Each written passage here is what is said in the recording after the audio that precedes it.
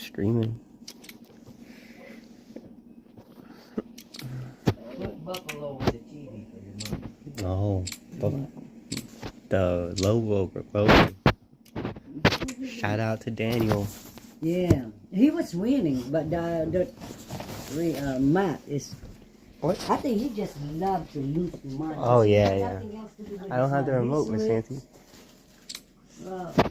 Over there, Nancy. Right there. But low ball come from, you know, he just want to win.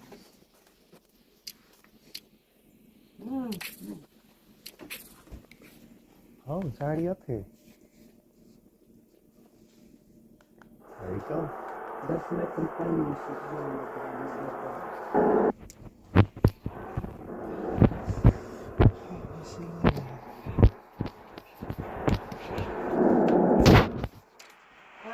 Hey. Mom? Put the dirty dishes in the and rinse it and wash it and whatnot. You can't keep it here? No, because the dog will be leaking everything here and get in the food. If you want it, put it up there on the side. And you need to learn how to use the same thing over and over. I do. Well, You you always do. put it up. Yeah, because I cannot send the dirty dishes. So how can you use the same thing? Okay.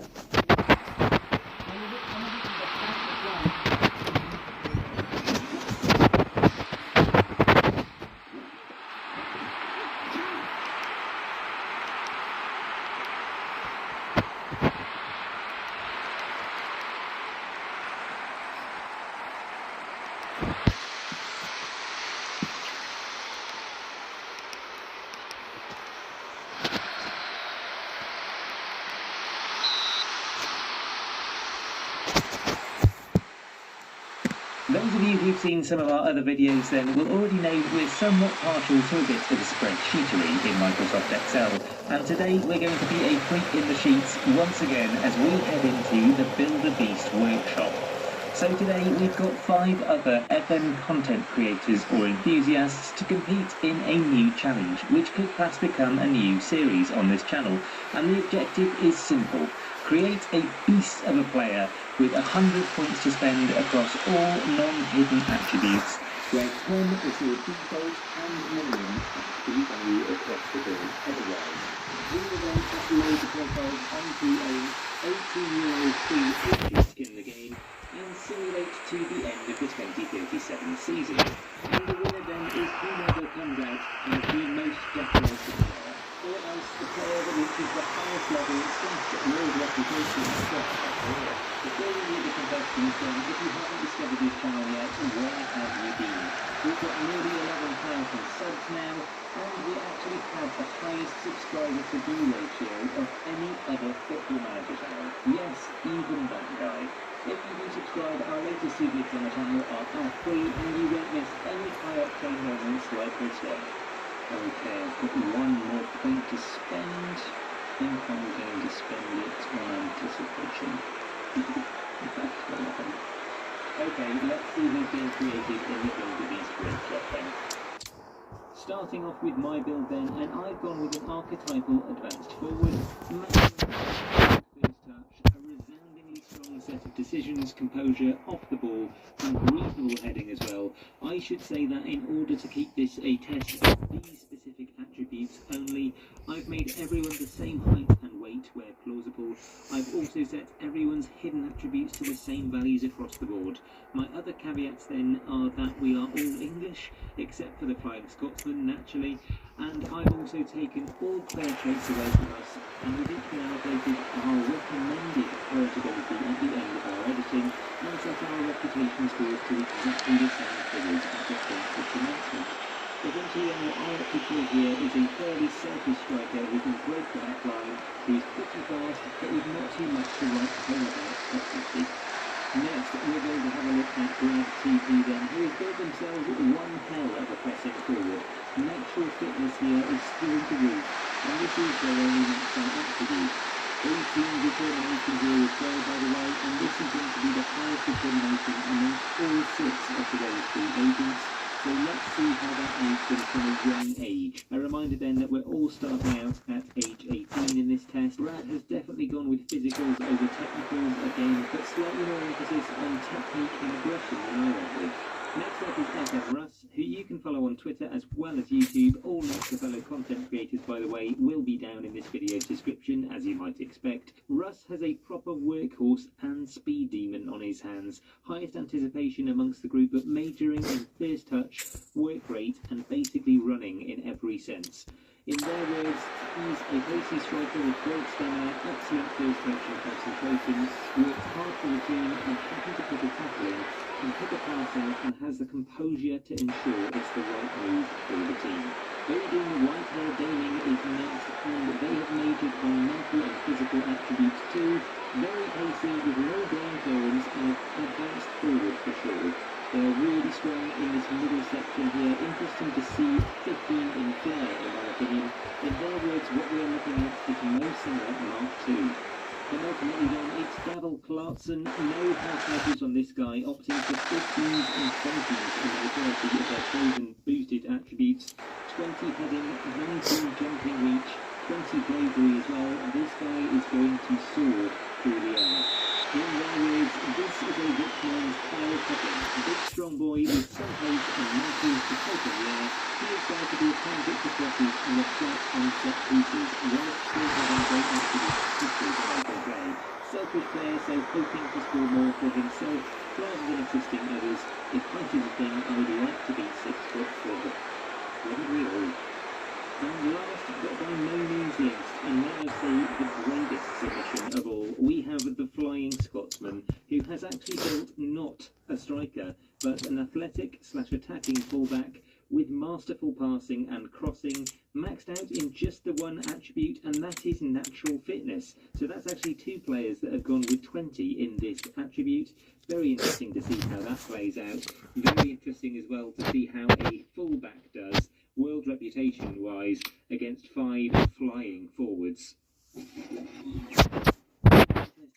we're going to fast forward this bit where we look at who was recruited where. But in summary, my striker landed a role as Isaac's understudy at Newcastle. FM Russ was still a free agent, but eventually started the season with Aston Villa. Odin went to Freiburg. Davil Clarkson landed the biggest job, I think, as Man United's new target. The Flying Scotsman was bound for Serie A and Lazio. He was also going to start his career in Italy. But how long would he stay at those clubs? So we're about to look at season on season what these 6 players have. But just before we get started, I want to say a big thanks to getting involved to the other 5 participants. It's been an absolute blast. It's been so much fun. I'm already thinking about doing the next one.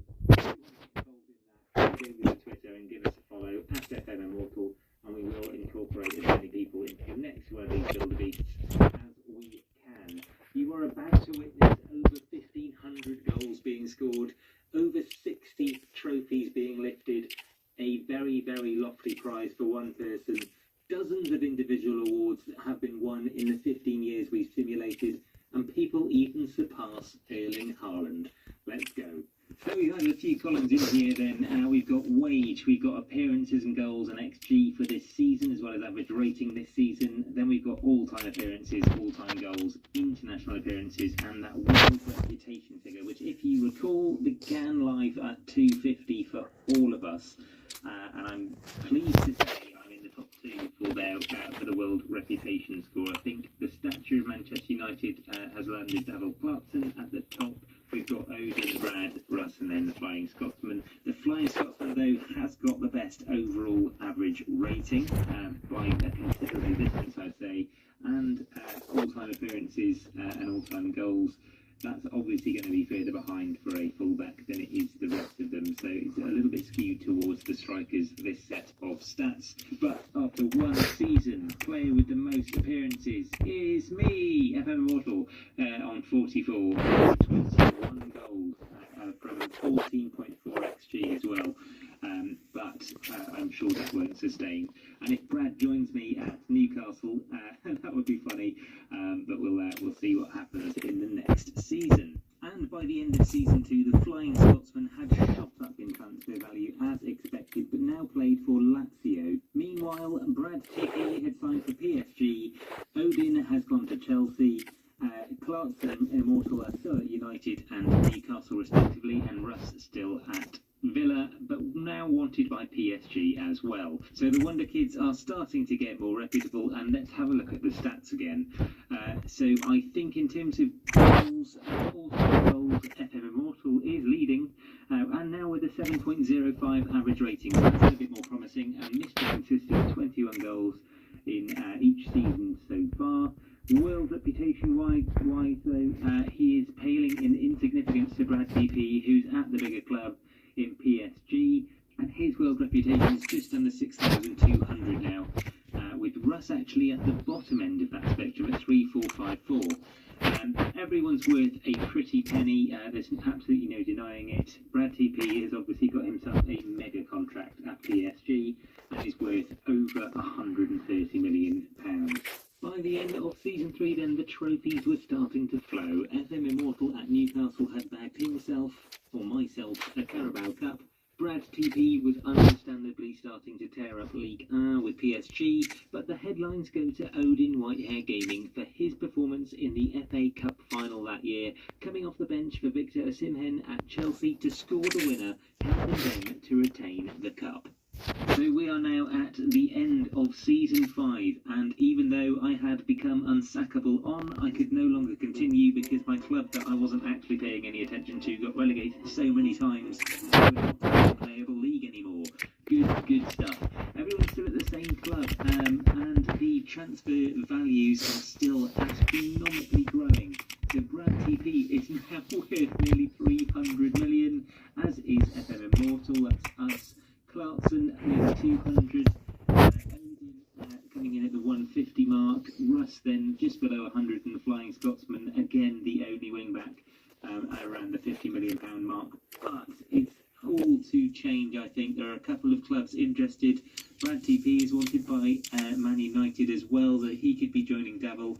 Russ is wanted by United or Spurs, and the Flying Scotsman is wanted by Newcastle or AC Milan. Everyone's kind of got the same amount of total appearances. The leader at the moment for all the goals is FM Russ at Aston Villa. Then FM Immortals, one behind. Brad TP is a little bit further back. And then world reputation, this is where it gets interesting. Brad TP is now leading the charge, 8.2k. Against a couple of people in the 6s and just below 5, but 8.5, and Brad TP is flying, and it's probably because, milestone-wise, he just can't stop bagging trophies with Paris Saint-Germain. By the end of Season 6, the majority of us were bagging trophies. Brad TP continued to take France by storm. FM Immortal added a Europa Conference League trophy to his cabinet. Odin Whitehair Gaming couldn't stop winning FA Cup trophies. And FM Russ boasted a Europa League and Super Cup win with Villa before departing to Manchester United. By the end of Season 7, the world reputation race was really heating up, with Brad TP surpassing Erling Haaland already. And this is before you're really at your peak at age 27 and 28. So this is only 25 years old, I think. Everyone is at this moment in time. And it was about to get a whole lot better for 5 of us. So in order to keep things fair, I thought I would make everyone the same nationality, but I did think I was doing the Flying Scotsman well by making him Scottish.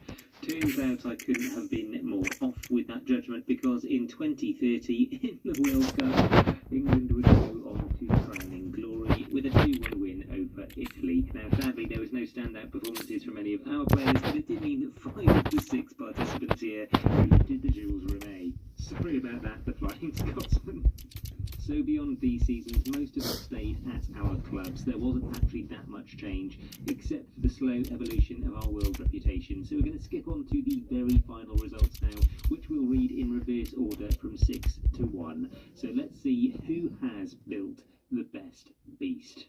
Starting out with me then, and by far I was the worst of all the strikers, unfortunately. I had a sorry end to my career, started my decline I think before anyone else, and never again will I overlook determination, natural fitness and stamina when I'm building my profile, because I think that was really telling towards the end of my career. I started out so promisingly with that 3rd place NXGN, but moving to Tottenham at the end of my career didn't seem to do anything for me, and I was in more decline shrine than the people around me. But how decorated was I? Well, not very is the answer. I've got 2 Carabao Cups, 1 Europa Conference League, and the World Cup, of course, which the majority of the players in this list also took home.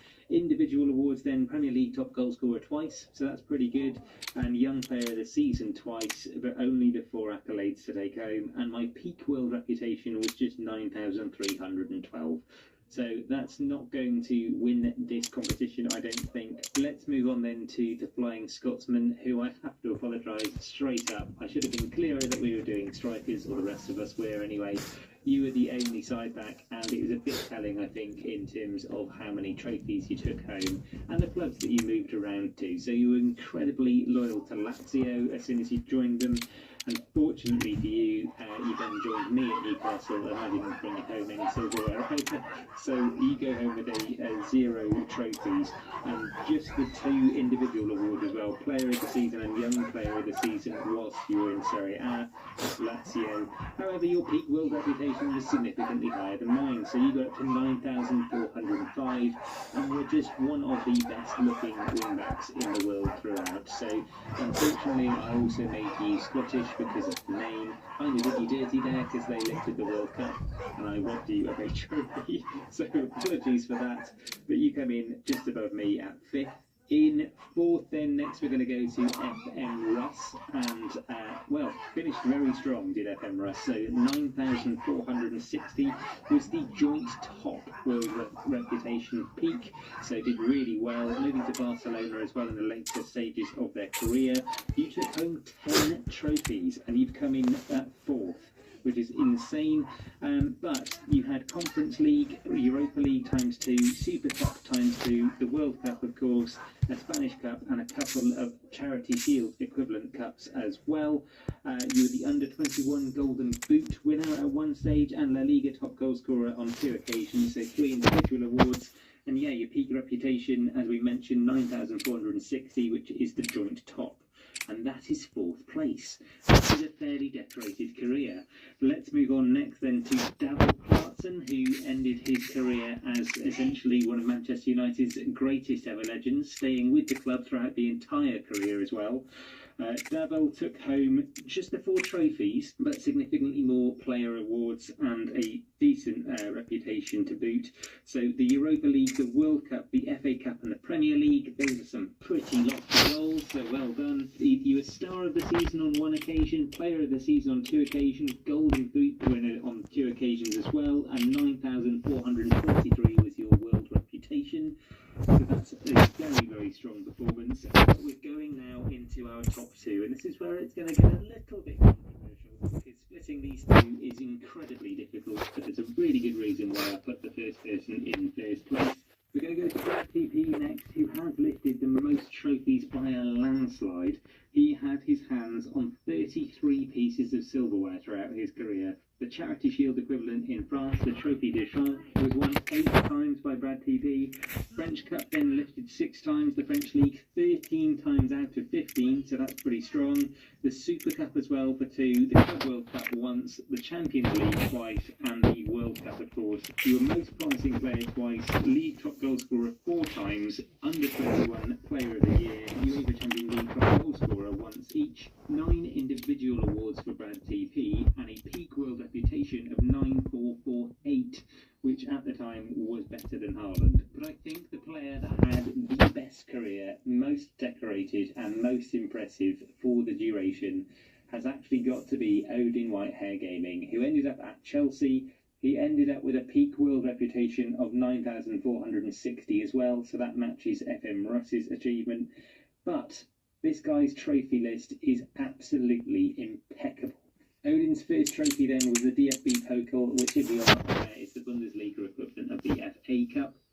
And that would really set the scene for Odin actually. So he would go on to lift the FA Cup with Chelsea in the next season, then retain it in the season after that, then retain it in the season after that, then retain it in the season after that. This guy was a cup eater. He won the FA Cup 6 times throughout his career. The Community Shield then he lifted once as well. The World Cup that everyone apart from the Flying Scotsman had, of course, is also in this guy's locker. He had the Carabao Cup, the Europa League, the Super Cup, the Club World Cup and the Premier League. So he basically won it all apart from the Champions League, despite the fact that he was a Champions League Player of the Season once and top goal scorer twice. He also had the Premier League top goal scorer on 3 occasions, which is the most, I think, of everyone apart from Brad, who dominated the French League, of course. The Player of the Year then, and the Golden Boy for Odin as well. But the big one, the Goal 50 winner, he was the only player to win this, and then he became the runner-up the year after as well. But he was the best player in the game at the end of the 2024 season, which is absolutely insane and such a high accolade to get. I've got to therefore give it to Odin Whitehair Gaming for winning this competition, so congratulations. Now, it wouldn't be a Beckham Immortal video without a few lessons here, so let me wrap these up quick snap. Number 1, strikers will always be the most costly assets in this game. You'll have seen that from those price tags throughout our careers that we were worth a combined £1 billion at one point. Number 2, determination, stamina, natural fitness. Do not overlook these things in players you want to develop and keep for a long time. They are vital. Number 3, the rich get richer when it comes to world reputation in this game, so getting to a high level or loaning to a higher level will translate to bigger and better things for your players for both development and financials.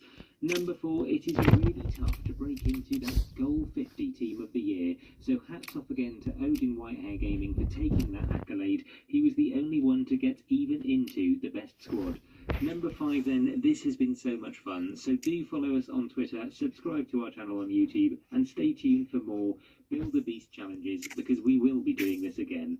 Big shout out again then to everyone who got involved with this video. Their links and socials linked in the description, and Odin, I will be in touch with details about your prize. That's going to wrap it for today's video then, folks. A little longer than our usual videos, but if you are new here, go check out our channel. We're nearing 100 vids on there now, and this one on beating the AI in transfer negotiations is what I think you should watch next. Until next time then, my friends, adios.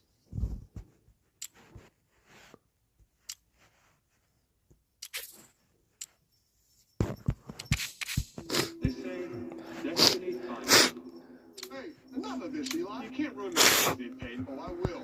Because America is going to pick me to make the FanDuel kick of destiny. FanDuel kick of destiny. Your customers spend $5, get 200 in bonus bets. I've created myself in Football Manager. In today's video, I need to navigate my career with one target in mind. I want to win the most prestigious individual honour in the game, the Ballon d'Or. During my career in the game, I can transfer myself 3 times. Once to a club on loan, once to a team domestically, and one final time to a team abroad. With these 3 chips in hand, can I go and achieve the ultimate? Let's go and find out. Allow me to introduce you to Baby Clates. Here is my player at the very beginning of his career as a fresh-faced 15-year-old, where we are going to be watching his career in today's video. The aim is to win the Ballon d'Or. We can intervene just 3 times, otherwise we have a watching brief.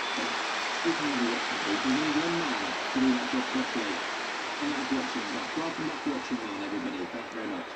I've set up my player with all of the tools to hopefully go and dominate the world's game by giving him a pretty good starting point in terms of his attributes, and also a dynamic potential ability that can make a team. Oh my god, guys. He's going to go on to be one of the best players in the world, but there is still some give and take, and that will be really influenced by how many games he plays, which teams he ends up at. This is where we come in. Our interventions are only 3 times. We can move them on alone, we can move them domestically, and we can move them abroad.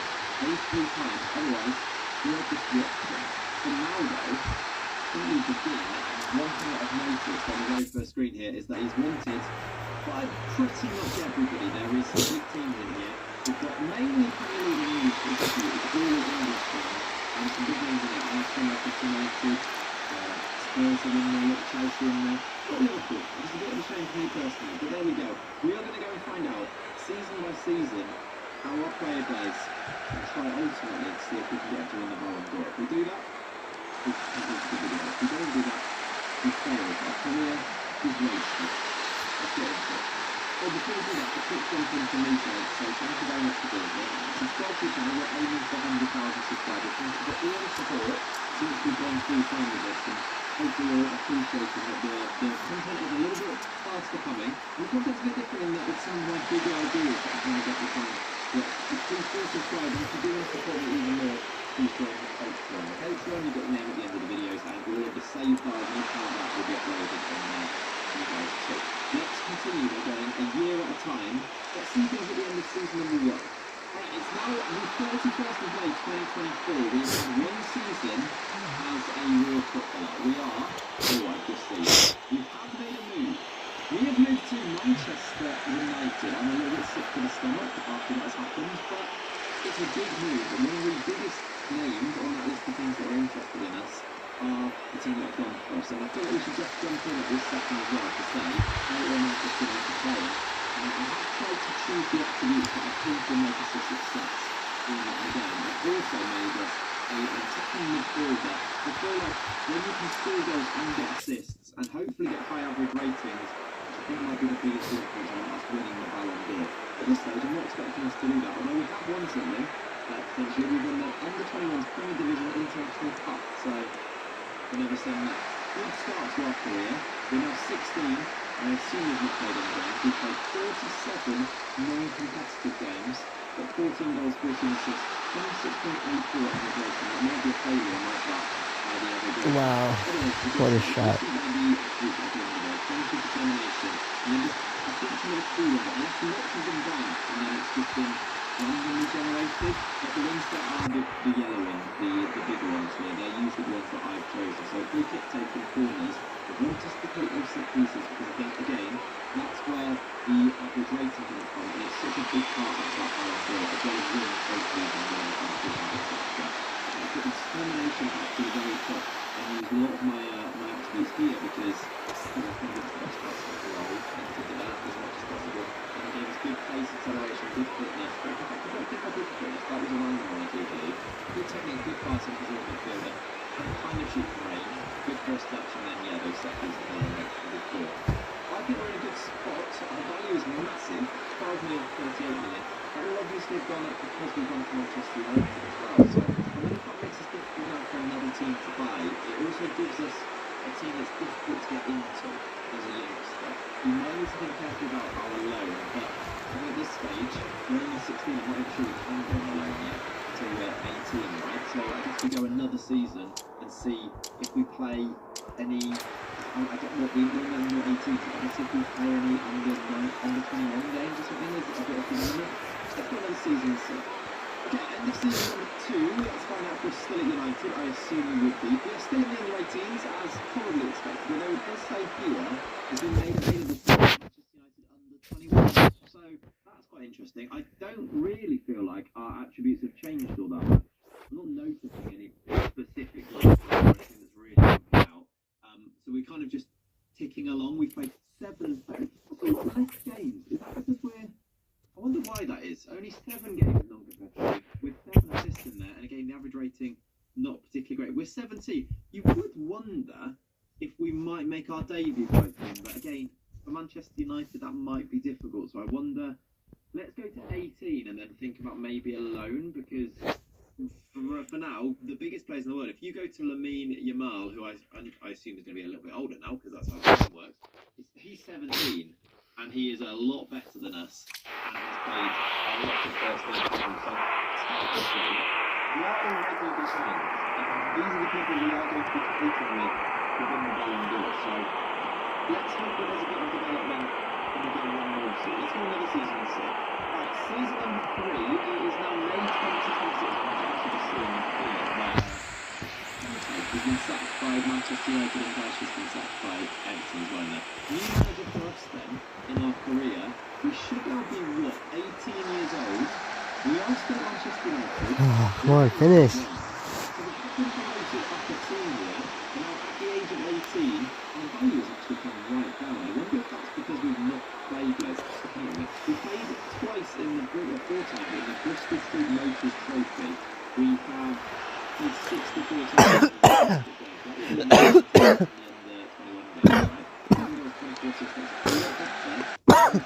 Yes. where we needed to go. Good job. I mean, there is a bit of development here.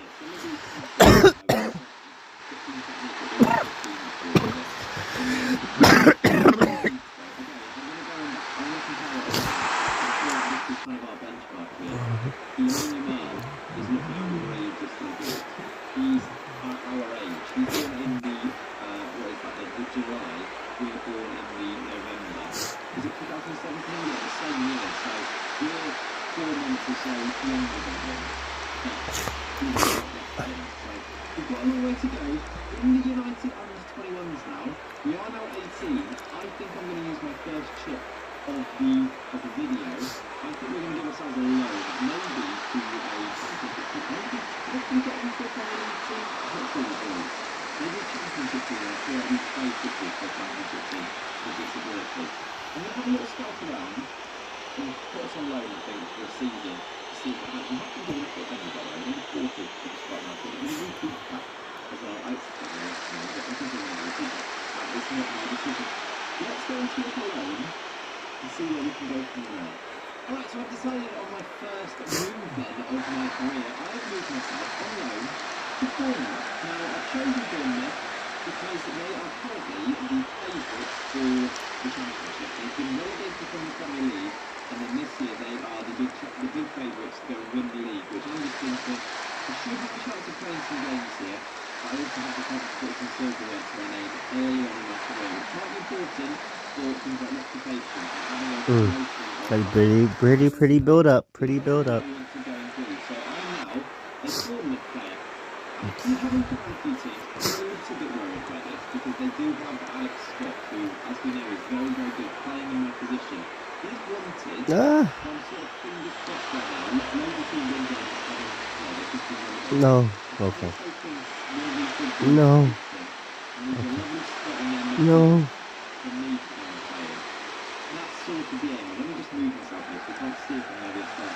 Oh my God. Okay.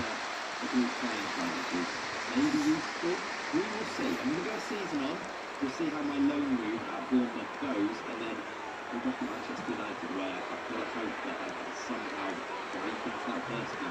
Let's hopefully go and play some.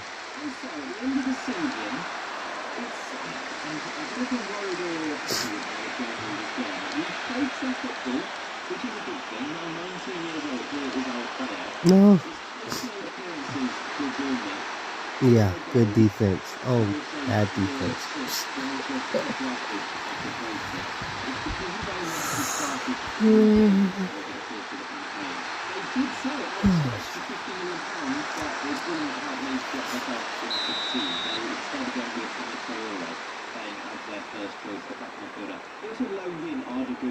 Which meant I was very much a backup. I think I could play a little bit more as a defensive midfielder, which is why. Can we score in the final minutes? Oh, we might. Let's go. There's a long way to go. We did so win the league, so I do have on my resume now a championship champions, and we've gone up. I was also named in the season of best 11 on the bench. I actually could get one goal. Look how I scored my goal in winning the league. It was in.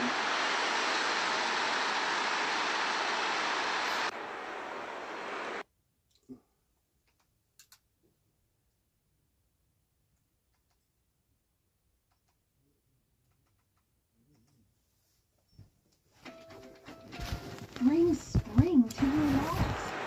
Bring spring. Bring style. Bring your feelings. Save 40% off the spring shop at Hobby Lobby. Nice work, guys. Okay, let's try this. Oh, did you mean to dress like a candy cane? I don't think I should go. He's been waiting patiently to meet you for months. It's just a date. I love you. Thank you. Have fun. Bye.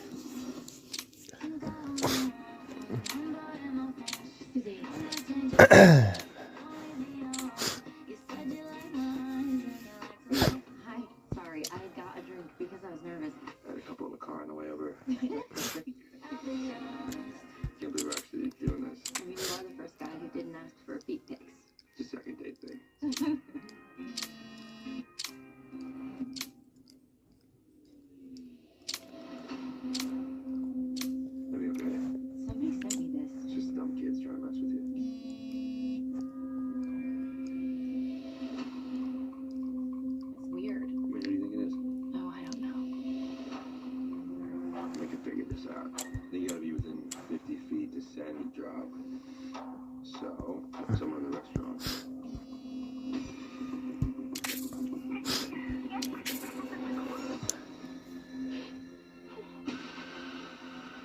Yeah,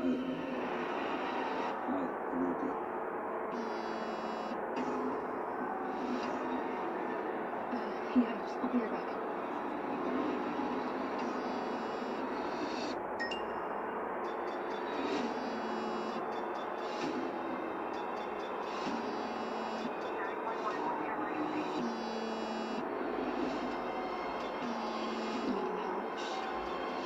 Please. What do you want from me?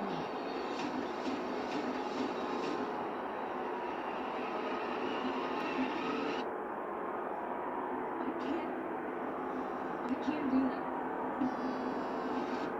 I can't let you kill my son. Why him? Why does he have to die?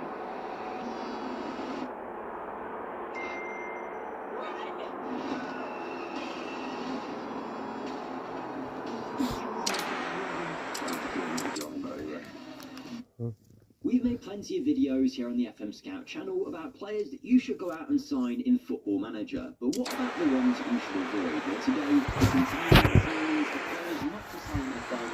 You guys have looked at previous episodes, and today we're giving you another 10 players that you need to steer clear of at all costs. What kind of players are we looking for in this video though? Well, someone that doesn't make our 10 for today, but is a very obvious example to use to show you guys what we mean, is Mario Balotelli. Someone that we know in real life has been a little bit of a nuisance in his football career, but if we were just playing FM, we look at him and think that's a very good striker, but hidden under the hood of the game are some attributes that we don't see that make up his personality and how he is as a player. We can only see these with the in-game editor, so we'll use Balotelli as an example. He is someone that, yes, has good attributes with finishing, whatever it might be. If you have a look, he has a 20 rating for controversy, so he's going to be extremely hard to deal with. He'll be a nuisance in the dressing room and likely to pick a fuss, and they're the kind of players we'll be looking at today, not just the nuisances, but players that are injury prone that you might not know about, players that aren't very consistent or hate big matches, the kind of players that you don't realise aren't good until you sign them, play them,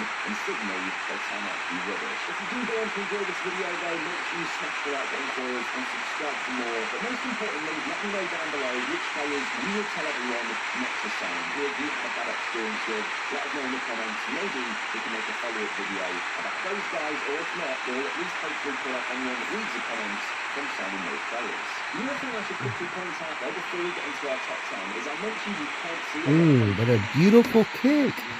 But what you can see when you get a coach report on a player or a stat report is you get an idea of if there is an issue with one of these things. So if you take these things, he's got a positive that says professional individual, that will mean that he has a high level of professionalism hidden in his hidden attributes, but also he's got injury problems, as we all know about Reece James, so it's suggesting in his coach report that he's injury prone. He's also apparently very consistent and good in big matches, so whilst you can't see the exact values of these attributes without the in-game editor, you can at least get an idea of them in the coach report, and if something isn't mentioned, for example if consistency isn't shown as a pro or a con, it just means it's somewhere in the middle and isn't anything to take note of really. But enough of the explanation, let's get into my 10 players that you should avoid, and we're starting with a Spanish right back at Borussia Dortmund by the name of Mateo Morey. Now you might have seen him in a lot of your saves and thought he looks like a good signing because one, he is very cheap, but also Dortmund pretty much all the time, 99% of the time, they'll let him go at the end of this contract and suddenly he'll be available as a free agent. And actually, whilst he isn't going to play for, you know, Man City, Chelsea, Arsenal, whatever it is, he would be a Premier League player for some of the lower downsides, and he does look like a good pickup purely on the attributes that you're seeing. But of course, there is an issue. There's a reason he's in this video.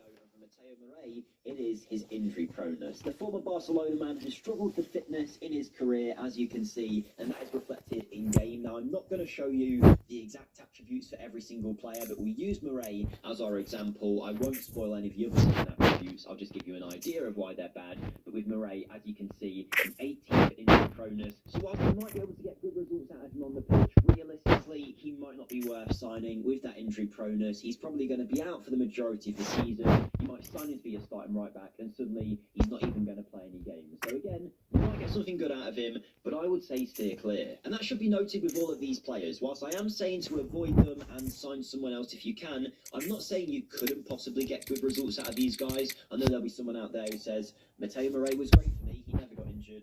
Great, You got lucky, basically. What I am saying, though, is 9 times out of 10 for these players, you better go for someone else because of the reasons I'm going to give for each individual. This one, though, might be more controversial than some. This is Benet Torrientes, a 21-year-old Spaniard at Real Sociedad, available for about £15 million or so, considered in-game as a breakthrough prospect at the major Spanish side. But as you can tell, even here at Chelsea, he's already considered good squad level, and what tends to happen is within a season or so, he is a regular starter for Real Sociedad. He developed his attributes very well, he's got good potential, and at 21, he seems like a very good signing, particularly if you're looking for a nice 6 at the base of your midfield.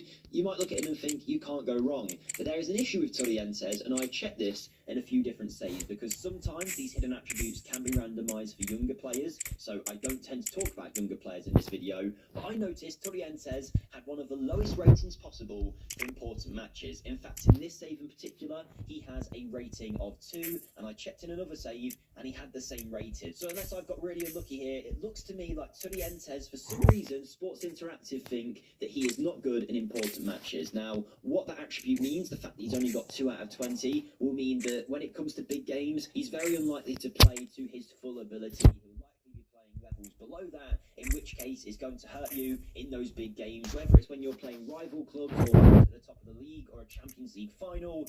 He's going to struggle, and you might not want him there to let you down on the day. Now, because of his price, because of his ability, if you are a top club, he's only 21, so maybe you could make him, you know, your rotation number 6 that might play in some of the smaller games, but when the bigger games come, you put, you know, your Rodri in his place or whatever it might be. So he could make a good signing, but I really don't think you want someone like this who's going to let you down in the big moments. I'd rather look for another option, and I suggest you guys all do the same. Now, this one's interesting because it's not often we talk about a goalkeeper in a do not sign video, but this is one that I suggest you avoid. His name is Justin Bijlo. He's a 25-year-old international goalkeeper for the Netherlands, playing at Feyenoord, one of the best clubs in the Eredivisie, and at about £20 million, for many teams that are after a goalkeeper, he looks like he could be a perfect option. You get an international who is not yet in his prime, he's got years left ahead of him, another 10 years really, playing at the top, great attributes all around, the modern-day sweeper keeper. Why wouldn't you want him? I mean, he's a consistent performer, he adapts well, and he's good in big matches.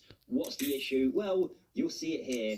There is an injury proneness, and if you don't know, the way these coach reports work is they don't tell you the exact attribute number for a specific issue, whether it's consistency or injury proneness, but the darker the colour it is, the worse it is. So the fact that he's got a dark green for consistency suggests his consistency is quite high, whereas this is kind of a light green for adaptability, so it'll probably be in that 14-15 range. But as you can tell by the injury proneness, it's not orange, it is a dark red, and Bijlo has a very high injury proneness rating. In fact, he's got one of the highest in the whole of FM24.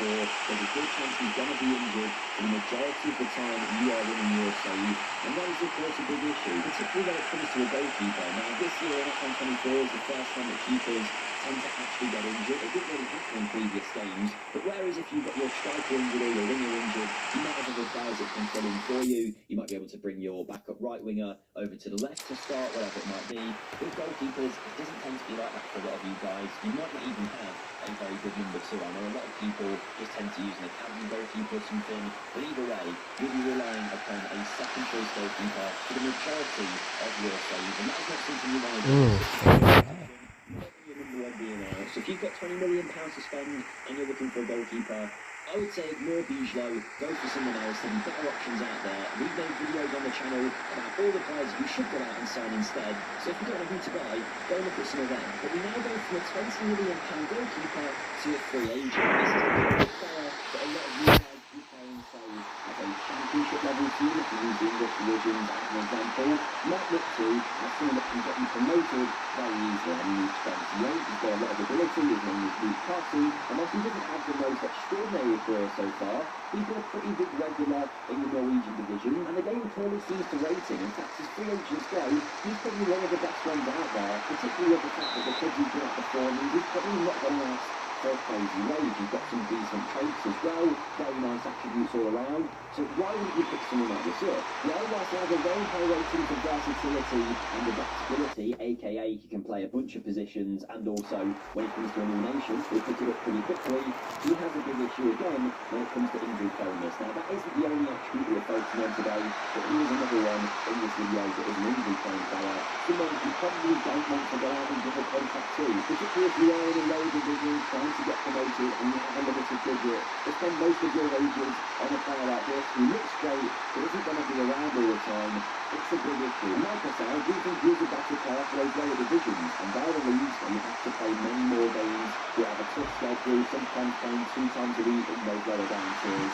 And if you've got someone that's running the risk of injury, he's going to have a big chance of missing a lot of games for you, and you'll just be throwing those wages away really. So unless you're signing him on a deal where you're not paying him much in wages, but more on an appearance fee instead, I really don't think he's worth going for. So I would say if you're after a free agent, Luke Cassie isn't your man. Let's move on to someone that isn't an injury-prone player though, Everton Severino, a 27-year-old winger from Flamengo in Brazil that many people outside of Brazil might not be aware of, but as we can tell, he's a regular for the international team. He is considered a big part of the Brazil sector. He's valued at about $1 million, and to get a player of that quality at a prime age for that price, I think it looks like a really good deal at first, and there's many people out there who, if you send a scout to Brazil, they will come back glowing about this guy, saying you should sign him. But of course, the reason he's in this video is there is an issue. It's not that he's injury prone, it's not that he's inconsistent, he's also not a nuisance in the dressing room. This guy has been a consistent performer in Brazil, then went to Portugal for a couple of years, and then came back to Brazil. Now that might give you a clue as to what his issue is, and it is because, like many Brazilians actually in the game,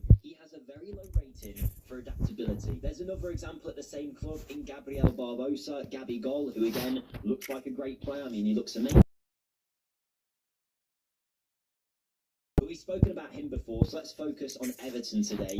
What does adaptability affect? Why is it an issue? Well, it's probably one of the most work-aroundable negative attributes that there is in the game, but still something you should take note of, particularly if you're spending a lot of money. What it means is when a player comes to a new nation that he's not familiar with, so either a nation different to where he is currently or different to his home nation, so in Everton's case, if he was going to a league that wasn't Portugal or Brazil, he's going to struggle to adapt, which means he won't play at his best ability. Now, with a player that struggles with adaptability, it doesn't rule them out totally. It might just mean that it might take 6 months or 12 months sometimes for a player to get up to full speed and play the way that you're expecting. And whilst that is okay for a young player, when you're spending 10 million on a player that you want to start age 27, you don't want to be waiting a whole year for them to get good, really. And you've seen it many times in real life football where a club will sign someone like this, it doesn't work out, and they're ready to sell them by the next transfer window. And you might feel the same about Everton if you went to sign him. So whilst he is a Brazilian international available for 10 million that looks like a great deal, I would just consider that. Consider that you might struggle to adapt if you're not playing in Portugal or Brazil. And for that reason, you're probably best spending your money on someone else. So that's 5 players down, halfway through the video, 5 players that I think you should avoid in your save. If you're after some players that you should sign, then why not check out my channel, linked in the description. It will mean a lot to me. I do YouTube shorts about wonder kids that you should sign and bargain players that you should sign, but also we do every week a 40-minute or so rebuild where we take over a club, do 5 seasons, and try and take them to glory. From teams in the Premier League like Chelsea and Man City to teams all the way in the 5th tier of English football and across the world, across all of Europe. So if they sound interesting to you, I do think they're good content. I think you'll enjoy it. So come and check it out once this video's done, of course. But with that plug-in done, let's go and check out our final 5. And we've got a wonder kid of FM years gone by who is still a very good option when you look at him on paper, but under the hood, I think there's a reason why you shouldn't go out and buy Armel Bella-Kotchap. The former Bochum centre-back looked good for Southampton when he was initially signed in the Premier League. When you start your season FM24 though, he'll be out on loan at PSV Eindhoven for the season. When he comes back from that loan, he's often available for a pretty good deal at Southampton, particularly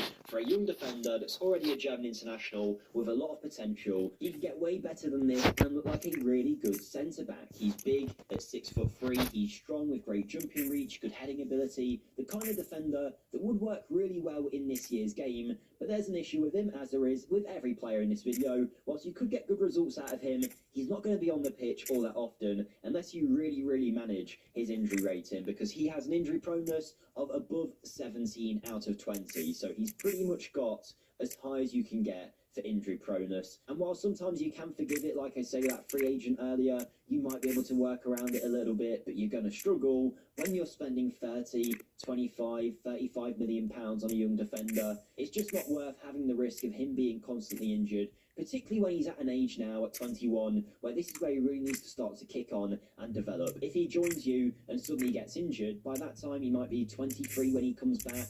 He's already missed out on many of the crucial years in his development. He won't reach that potential. You spent a big chunk of money on him. He's not playing. It's just a recipe for disaster. And whilst he could be a good defender for you when he is fit, it's a big question of if he is fit, and for that reason, I'd spend your money on someone else. This player, though, is a little bit different to everybody else we've looked at. This is Rekadli Bazor, a Dutch 26-year-old international at AZ Alkmaar, formerly of the Tessel, of Ajax, of Wolfsburg, and even Porto. And in this save, the 26-year-old heading into his prime is wanted by Al Nassr, and you might see why. He's got great attributes, he's super versatile and available for a pretty cheap fee at AZ Alkmaar, with his contract starting to run low. So why wouldn't he be a good player for, say, a low-level Premier League team, a mid-level Prem team, looking for a versatile option?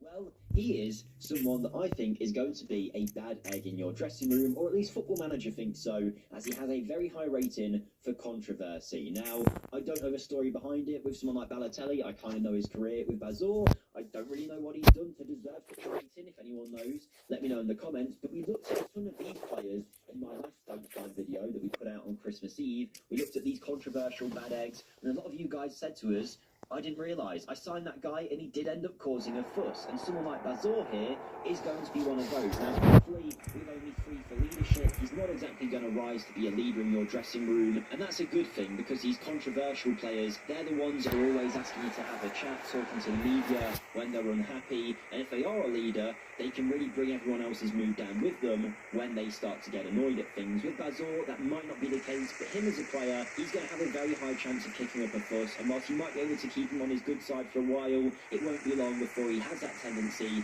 to cause an issue at the club. That's obviously going to make him unhappy. That could spread to other members of the squad. That brings your dynamics and your morale down. And if you don't know in Football Manager, morale is so important, and having a low morale is going to completely affect the way your team plays. You can have the best tactics and the best players, but with low morale, they're not going to be playing anywhere near their best. So you don't want someone that's a bad egg and might cause that low morale. So for that reason, Rekadli Bazor, leave him alone. Don't go and sign him. Back to our injury-prone lads. So for our next player, we have John Souttar, a 26-year-old Scottish international at Rangers, available for about 6 million, with very, very good attributes actually in the Football Manager world. He is top defender. He's good with both feet as well. Not bad with the passing ability either.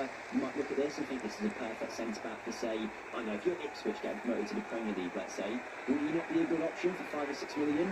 I would definitely say so, but then you realise there's a reason why he's in this video, and for John Souttar, it is the fact that he is very injury prone. As many players have been in this video, he has a very high rating of 18 out of 20 for injury proneness. So a lot of the time, this guy's going to be out injured, which I don't quite understand, because if you look at his history of his career, at Dundee United, he played regularly, at Hearts he played regularly, he had 2 seasons later on at Hearts where he struggled, but then got some good game time, and at Rangers, played 12 times, maybe not the most in the world, but it doesn't look like he's been the most injury-prone player ever. Maybe you guys can let me know why he has such a high rating. Any Scottish football fans out there, please do tell me. But he does have a very high injury proneness. For that reason, he'll spend most of the time in the injury table, and he's not going to help your team survive in the Prem or whatever league you're playing in.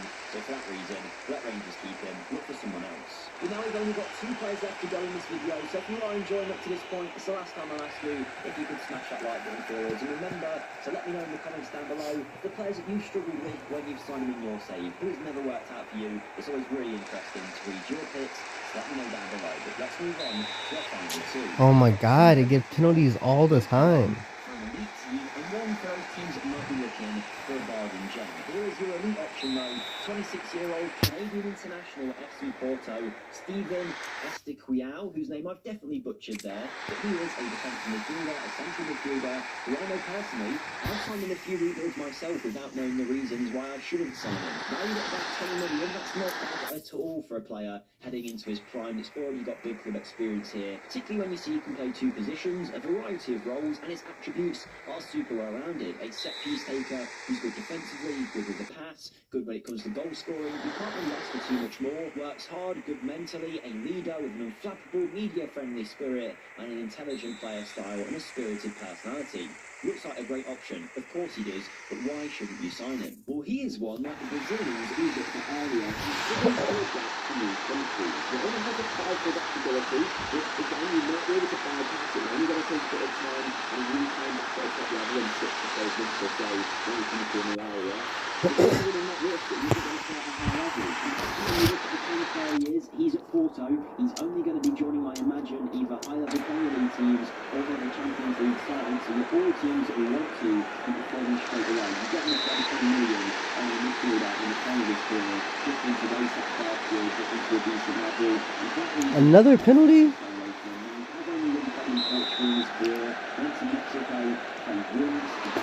Thank you.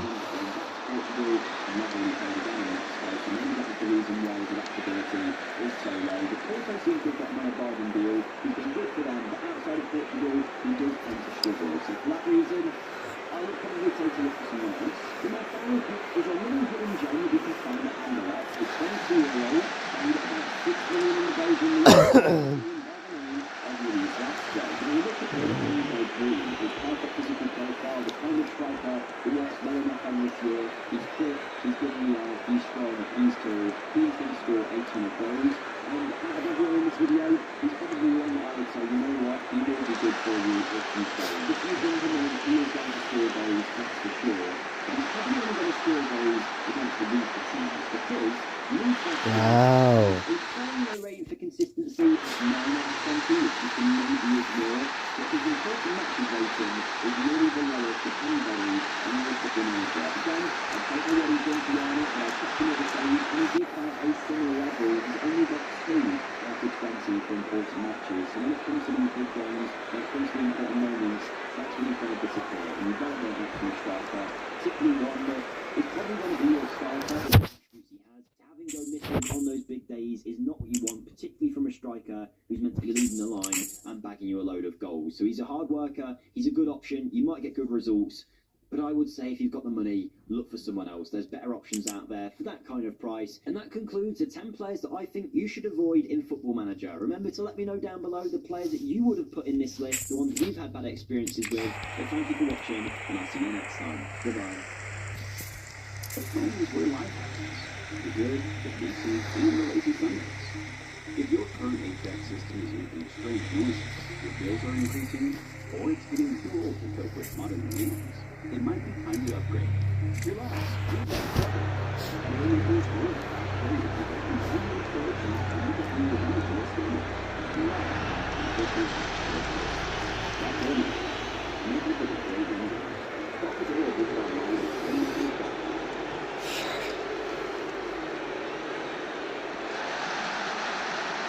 Yes.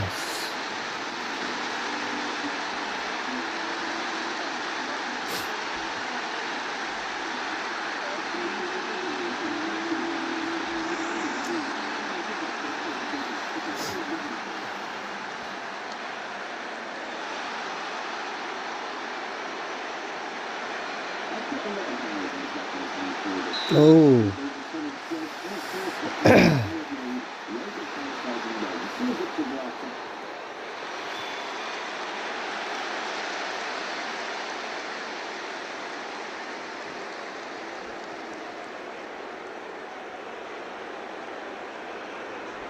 Diego Simeone is redefining how we should think. Diego Simeone is redefining how we should think about forming football. While I've left them with no one else in the Philippines to state that kid is almost unrecognizable from the rest. There's no target line, the window is commanded wide to the team, and at times they're basically not even considered. The good thing is this is not fair, and the Copa de America is one of the most interesting in the league.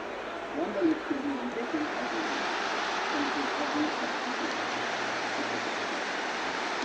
Talk about football analysis. The summer headlines for the league are worth wondering by people who have seen in the market for Real Madrid and wanting to see the purpose of the Barcelona. Some of the positions were seemingly hiding in plain sight, with Atletico Madrid bringing in key players like Julian Alvarez, Alejandro, and Antonio Scoring, giving Simeone incredible spot that was holding them back in previous seasons. These signings are allowing Simeone to take his principles one step further, evolving his tactics without losing his identity. and Atletico are proving to be a team that can adapt to any opponent, from more defensive shapes to attacking shapes that can give any defensive line a hard time. Now, trying to explain how Atletico Madrid build their attacks isn't so straightforward, because there isn't a specific structure that they rely on, so we need to look for subtle patterns rather than specific rotation. To help understand, let's keep these three ideas in mind. From goal kicks, the centre-backs start in close proximity to Oblak, with the full-backs in a deep connected position on the flank. This shape during build-up means if the opposition press them high up the pitch, it creates big gaps in behind the press that Atletico will want to take advantage of. It's common for teams to want to keep the ball as central as possible, rotating between the centre-backs and looking for passes into the middle. This is because moving the ball out wide instantly can get you trapped on the flank. But Atletico actively encourage the opposition to move over. They nearly always try to build their attacks out wide, as it creates this central space that they often look to move into, either with the midfielder shifting over or the striker or wingers dropping deep, essentially going out to go in. There's two examples from their game against Barcelona that highlight this point. First, moving over to the left, drawing in the press, and then there is space in the centre for Barrios to receive the ball. On the second occasion, this space is occupied by a fullback in possession cutting inside. In situations where there is no space to go into the middle, then they can also go down the line, but the ball will nearly always eventually end up back in the centre of the pitch. The reason why this space is often vacant is also down to the rotations of the two midfielders in Barrios and the ball. While they start in a line, they very quickly stagger their position, with Barrios acting as the only holding midfielder in the centre, and the ball adding numbers to the attack and pushing forward. This is reflected in both their player functions, with Barrios dictating build-up more frequently, and the ball being much more effective in the final third and as the team's chance creator. These slightly more vertical rotations in the centre unlock so many different rotations that Atletico Madrid will use. For example, while the ball will push further up on the right, the left inside channel can be occupied by anyone from the winger in Gallagher, Alvarez, or even Griezmann shifting over, and can result in big clusters of players on one side of the pitch. In this clip here against Seville, we can see how De Paul has pushed forward and Barrios is shifting over as the only pivot in the centre. Because the fullbacks are in a wide position, it opens up a central channel for a pass, in this case into Gallagher, who's moved inside, flicking it forward into Alvarez, also dropping deep to add support. These rotations in the centre mean that Atletico can create big groups of players on the flank and get a lot of players forward on the attack. But it also means that they can often get trapped on the flank, which leads us to the next crucial point on how they want to build their attacks, and that is the second ball. My mantra is that every next level demands a different you, and Purdue Global is giving me an opportunity to prepare myself for that next level. This is my comeback. Start yours today at purdueglobal.edu. With investing options from Navy Federal Credit Union, Rob feels financially at ease, which means he can worry about other things like landing this fish. What if the fish is really big? What if it's not a fish? What if it's treasure? What if the treasure is cursed? Rob has a lot of things to worry about, but as a member of Navy Federal, his finances aren't one of them. Become a member today. Navy Federal Credit Union. Our members are the mission. One thing I realised when watching Atletico is that not all their moves are a joy to watch, and they do lose possession relatively frequently. But the clever trick is that they lose possession in areas where they know they can win it back instantly. It's common, in fact, to see the opposition close off any central pass, meaning the only option is a ball over the top. But because they have lots of players rotating and picking up pockets of space, even if they don't win the aerial duel, they will very frequently pick up the loose ball, and can start their attack from a more advanced position. Take this clip from their game against Real Valladolid. Llorente is trapped on the pass, so he plays it forward. Atletico don't even challenge for the header, but the close proximity of these players means they can win the loose ball, and play their way out of the press and find space to push forward. Atletico are not a team that is all about possession and controlling the center of the game like Barcelona or Real Madrid, and if the moment is right, they will go long into the striker or winger. But it's when they move up the pitch that this team becomes much more enjoyable to watch, and it's with players like Griezmann and Alvarez where everything starts to click into place. And here is also where Simeone's good core principle is most evident. We'll take a look at how the system changes when Fortnite is played. So in Griezmann and Alvarez, Atletico are a team that gives the opposition nothing but exposure. They take it in turns playing down the middle, and more often than not, you spot them in midfield or out wide on the flank creating over, with the wingers and midfielders pushing forward ahead of them. But the main idea is that they are always occupying a vacant space, not following a specific pattern. Griezmann is particularly fun to watch, showing up everywhere during the match, with small connecting passes and always finding space. One thing you may notice when watching the Atletico is that Griezmann is often well beyond the defensive line in an offside position. While this may seem as a pretty counterintuitive move, as it means Atletico are basically playing with 10 men when building their attack, Griezmann uses this position to make long vertical runs to catch the ball, and ensure the opposition can't keep track of it. He will drop some distance, with other players attacking forward, or if Atletico are breaking forward quickly, he will use the defensive line's momentum to take advantage. For example, in this clip here, Griezmann is starting in an offside position. As Atletico break free, the defensive line pushes back, and the Frenchman is now in an onside position. Without moving more than a few meters from where the move started, he is now perfectly positioned to receive the ball in space. Or a similar example is this goal against Brazil.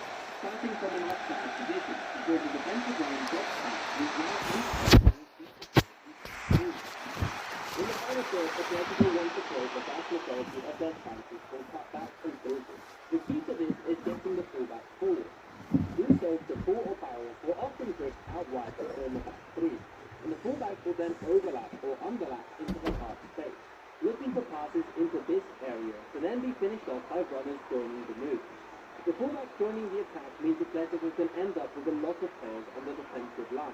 And once again, because of all these positional rotations, any player can end up on the end of the move. Because of the system that Simeone is creating that is not dependent on any specific shape, it means different players will result in different types of attacks.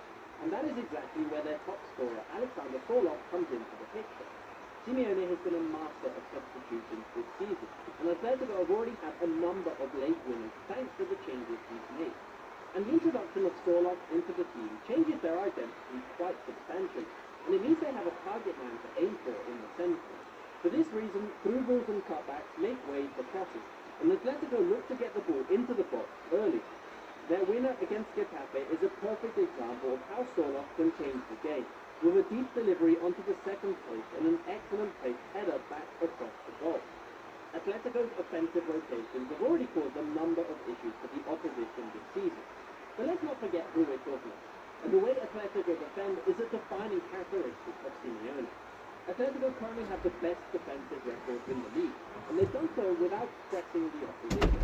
In fact, they rank low in the league for pressing metrics, preferring to form a mid-block 4-4-6. Against the back three, they rapidly push forward to close down the player in possession, and the defenders are comfortable breaking the defensive line and moving up the pitch to ensure the player receiving the ball can't turn around. This does mean, however, that the midfielders will need to follow their man more closely, and it results in Atletico shifting into a back five defensive shape if needed. And it's often quite common to see them adopt a back six as well. Hey. This defensive shape ensures the opposition has no space to move through the middle and will be forced to focus on the top line and look for crosses into the box. Finally, from a position like this, counter-attacks also become a crucial component for Atletico, and their ability to get forward quickly has resulted in some important wins this season.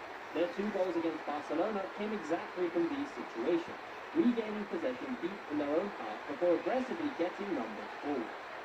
If you want to know more about the weaknesses of this Atletico Madrid team, then I have my first video that is members only on the channel. I've been thinking of different ways to give back to the people that have been supporting the channel over the years, and I think this is an excellent way to add more context to the teams that I'm analysing without excluding any of these teams that I would have included in the original video.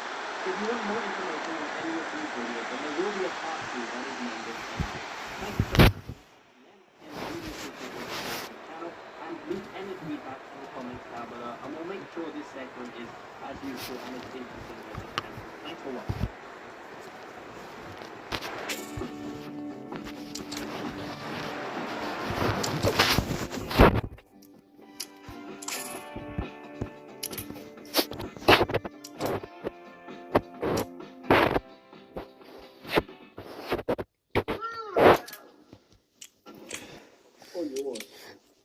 Ugh.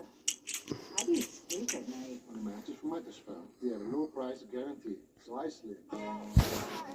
Get matched at Mattress Firm? Sleep at night.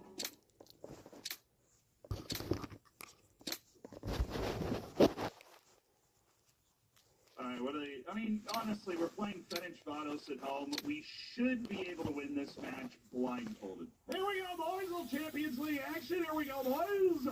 But as long as you're still alive, you can have a chance to turn it around. But based off what we've seen so far from Roberto Martinez with Portugal, I wouldn't put money on it. And Ciso, shoot, nice save. Oh yeah, they do the match earlier today.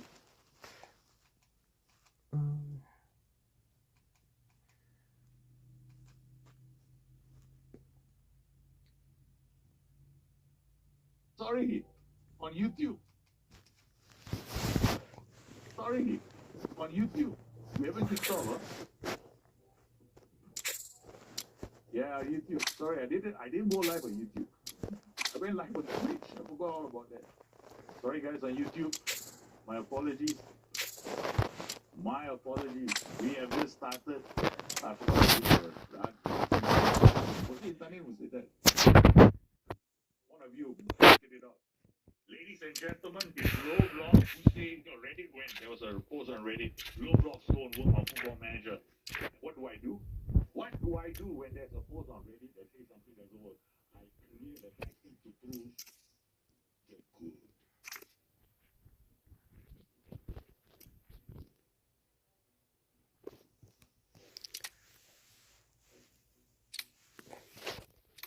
Just get good, baby. Are we confident? No.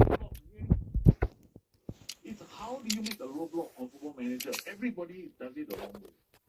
I'm saying, the first thing people go is like, oh, I'm going to play Roblox. Yeah, I'm going to have a low defensive line. What do you do when you have a low defensive line? You're telling the players not to attack. That's not park the bus. That is park the bus. Don't get low block and park the bus confused. So when you want to attack somebody, it's your defensive line. Because your defensive line will tell your players how far to push their side to go. Because in case their side how far to drop to your line. So now, all your defensive is but over there, they have to travel.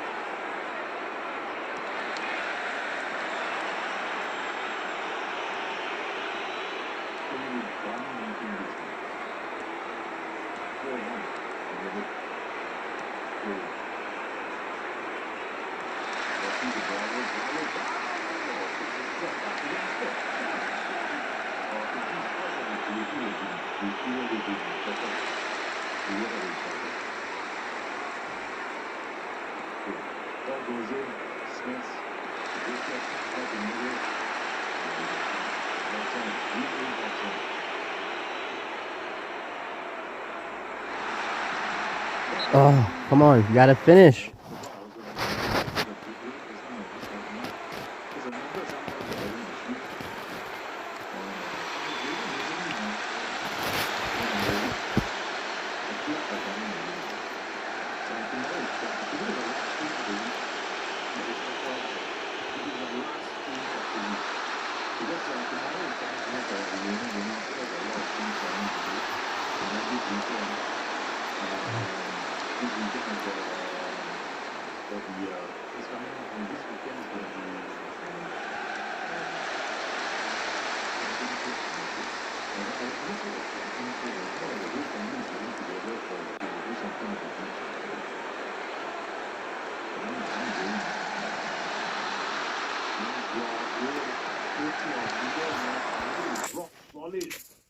It's rock solid.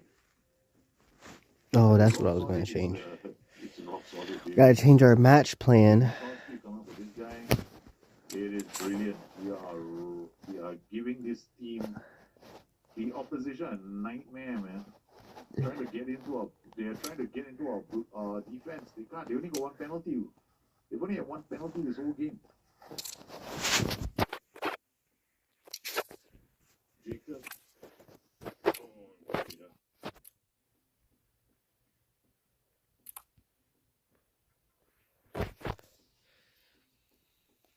Rocky with the free kick. Whizzing by.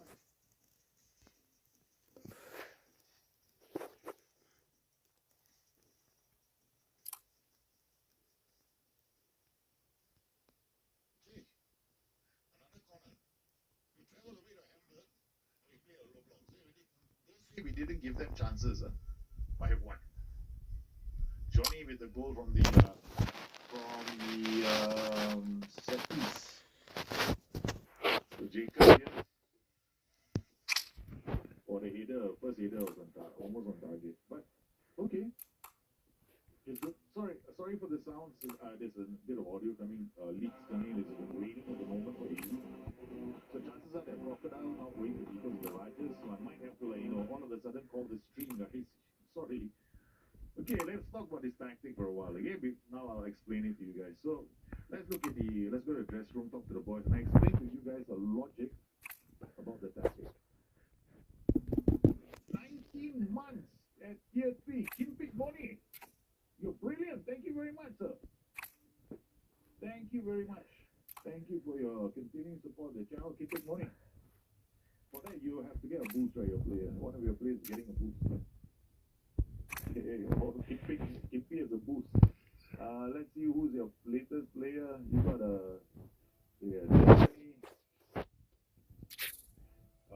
what is it? Google.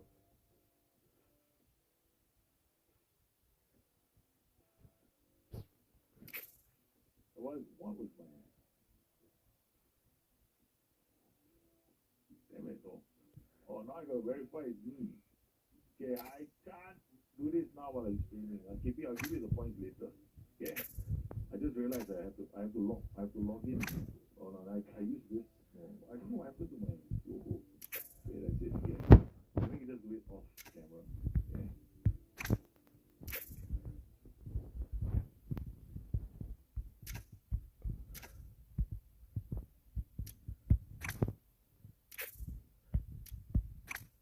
Oh man.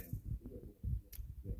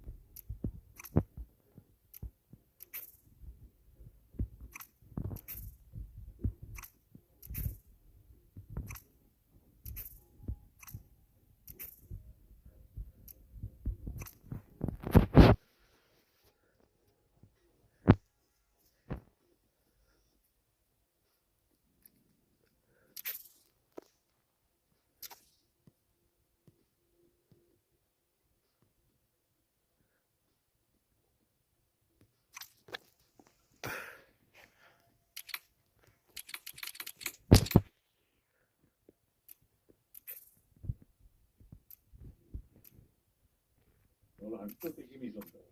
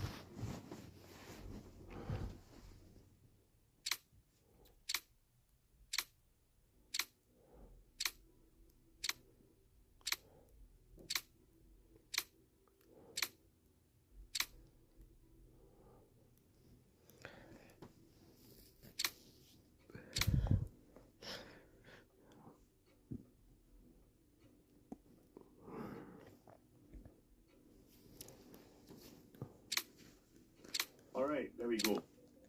Oh, I have to jump through hoops just to get this done while I'm streaming. Okay, okay, TP, your tier 3 sub and unique sub, so you get a plus 50 CAPA increase boost to your player. So let's look at your players. Notebook, Kimpy, you've got Omik, you got Pineapple, Mango. You can get a boost. He's 179, 180. And then you've got winter melon.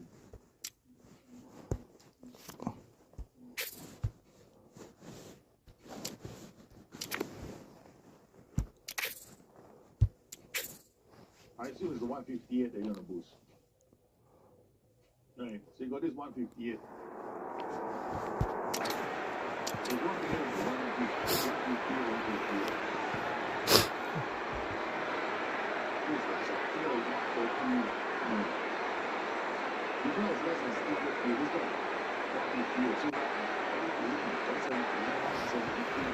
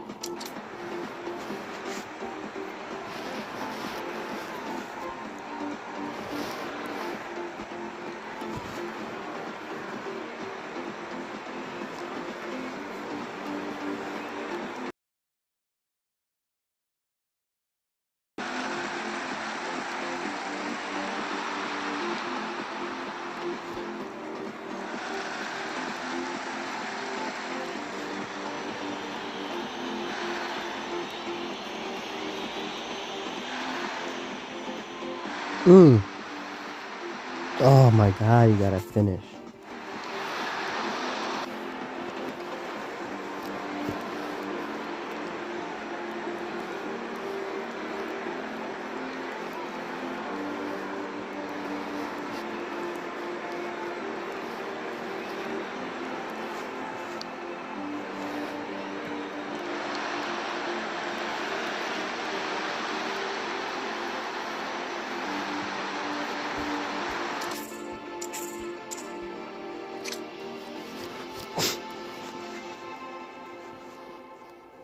Oh.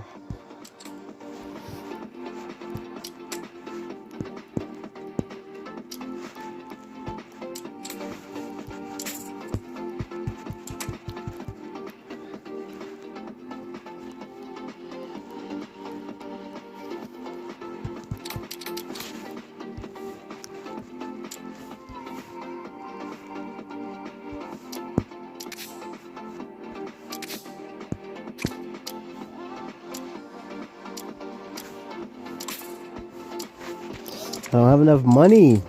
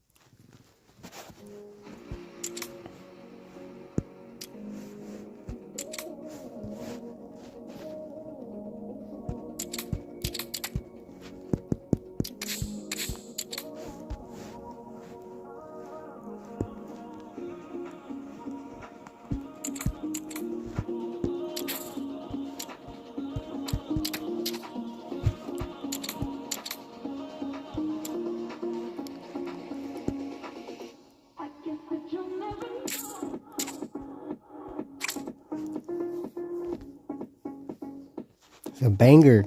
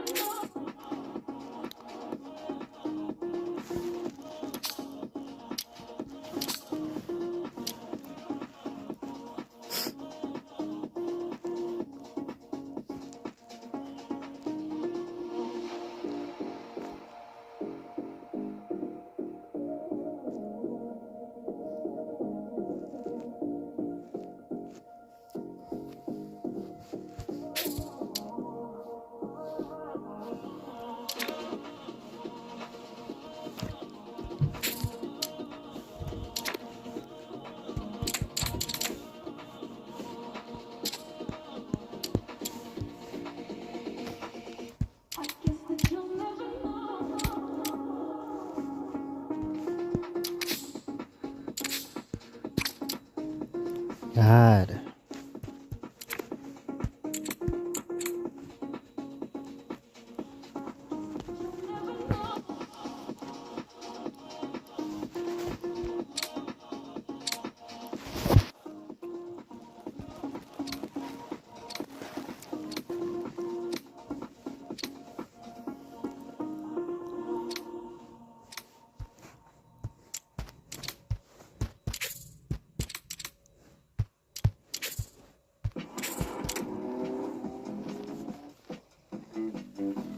Choose to get every detail right.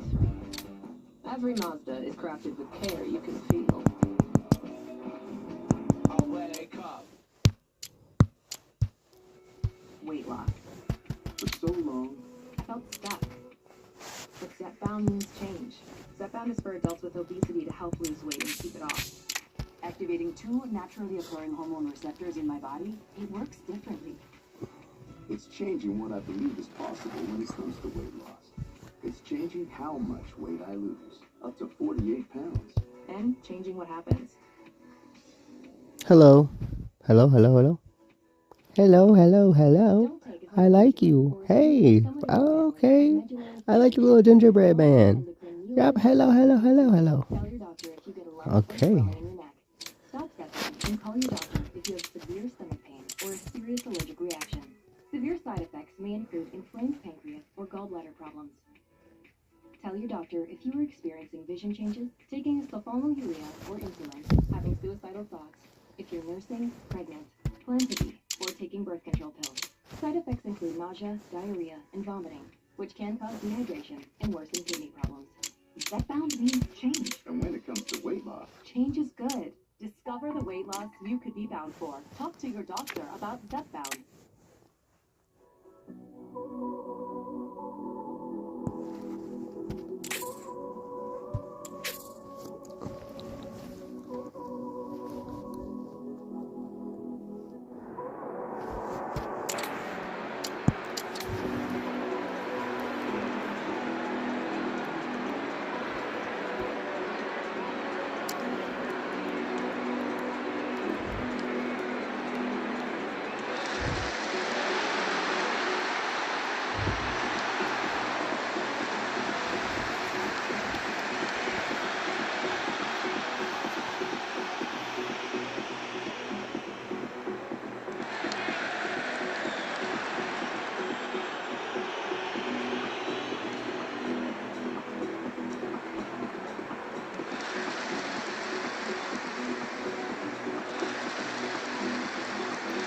Come on. Wow.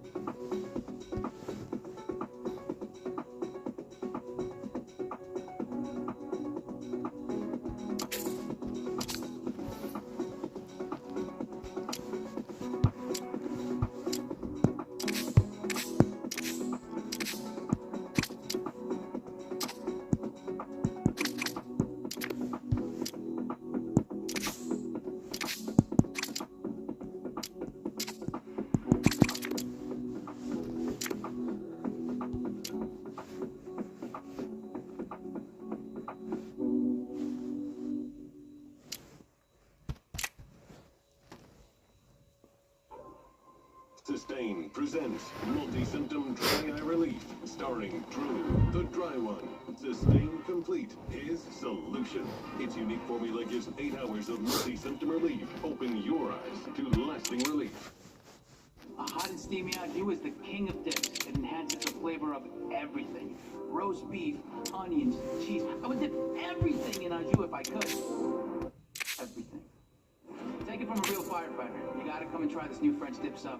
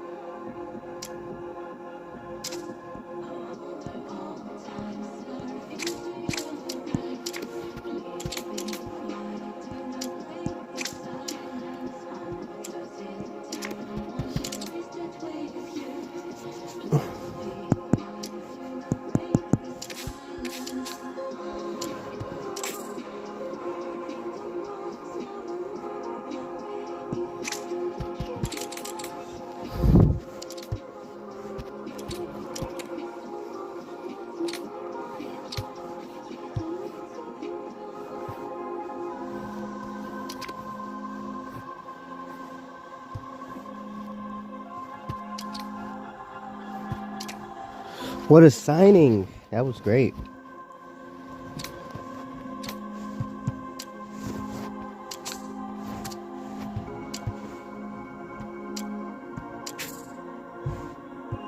$0 for sure.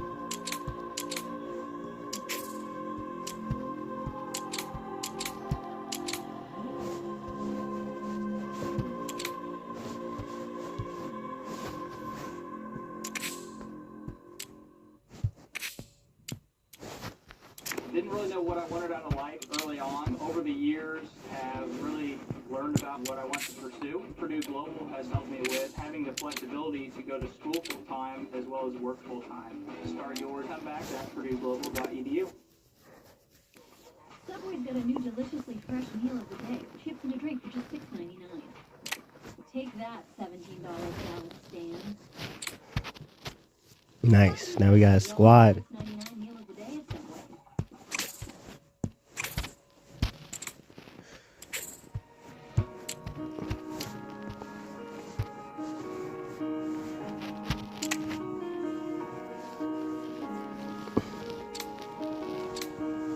Mmm.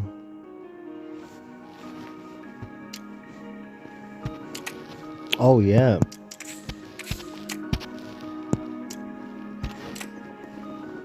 Let's look at his stats again.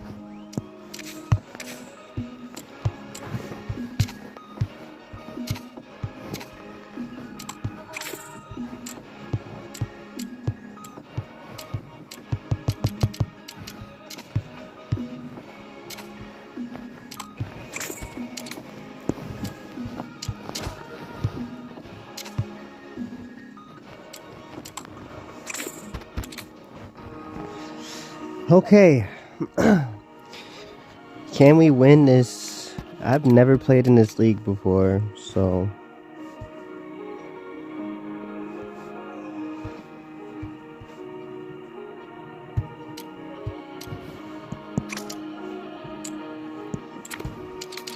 got no more money.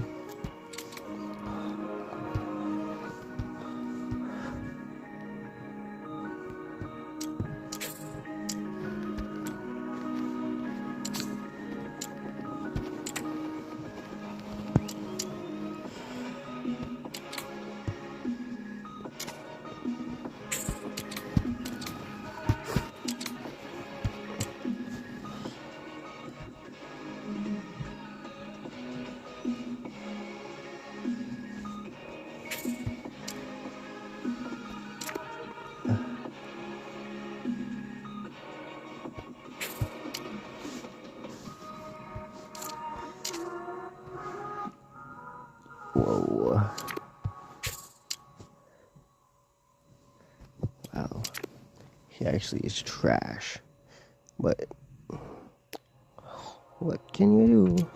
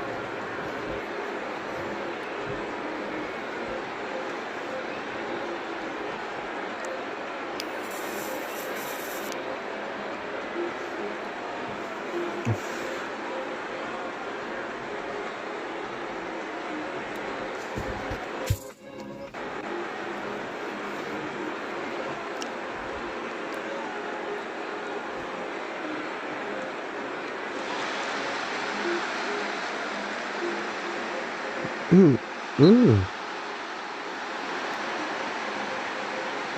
That was a pretty good shot. Mao Bang. Yes! Lastborn. Wow, that's his name. Lastborn Mao Bang.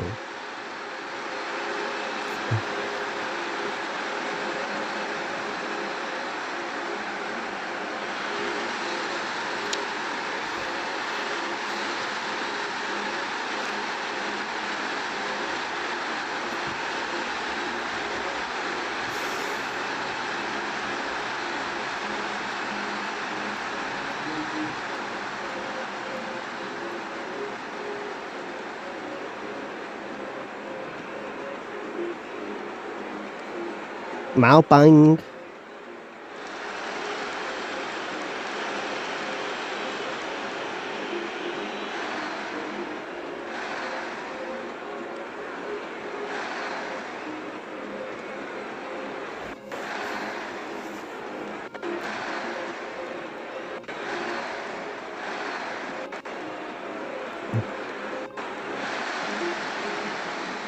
Oh, wow. What a foul.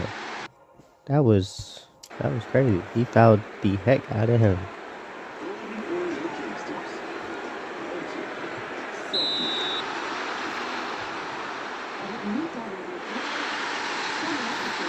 So you can use less.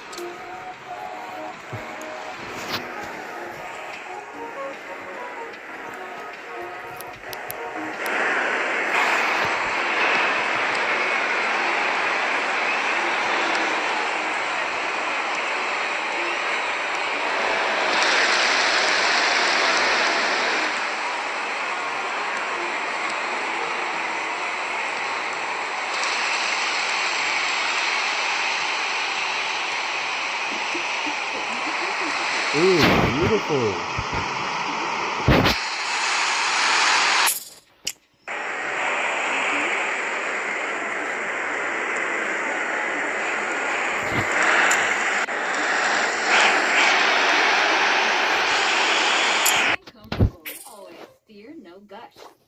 And he's only 22. He's gonna be amazing. Amazing. He's gonna be amazing. Oh, actually, he's not. But he's gonna be amazing. What the fuck?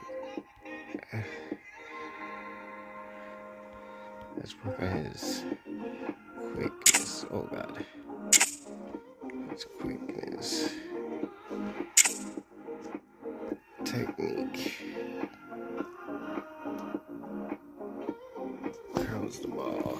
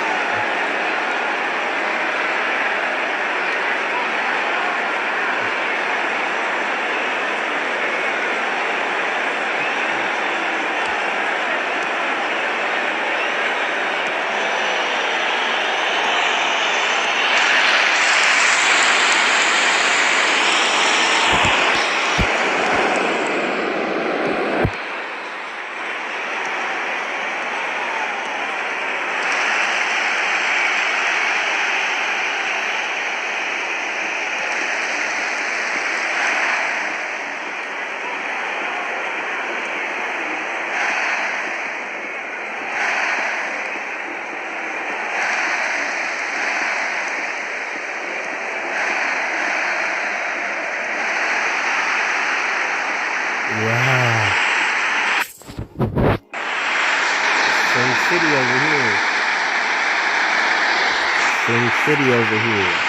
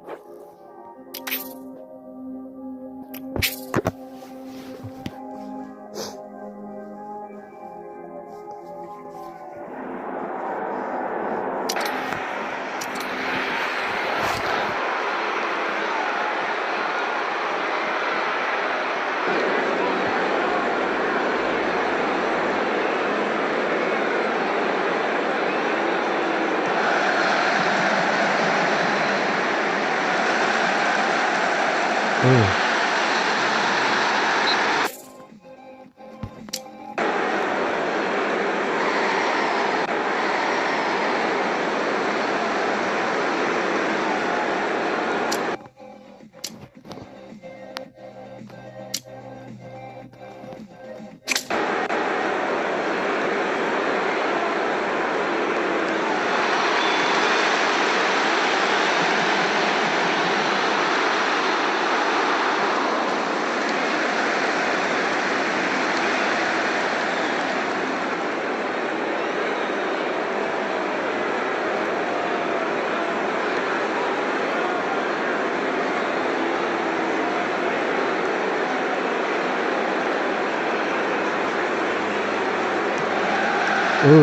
Beautiful.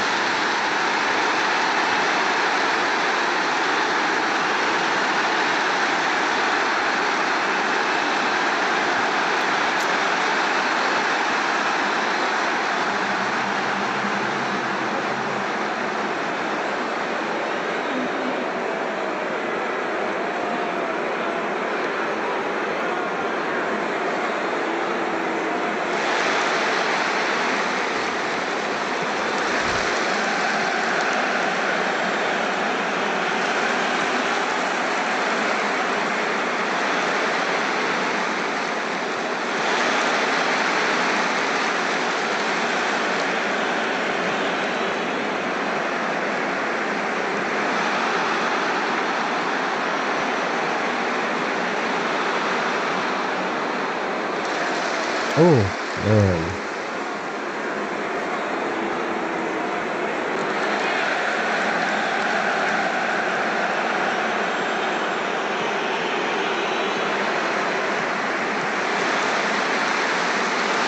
See? Oh, what a goal.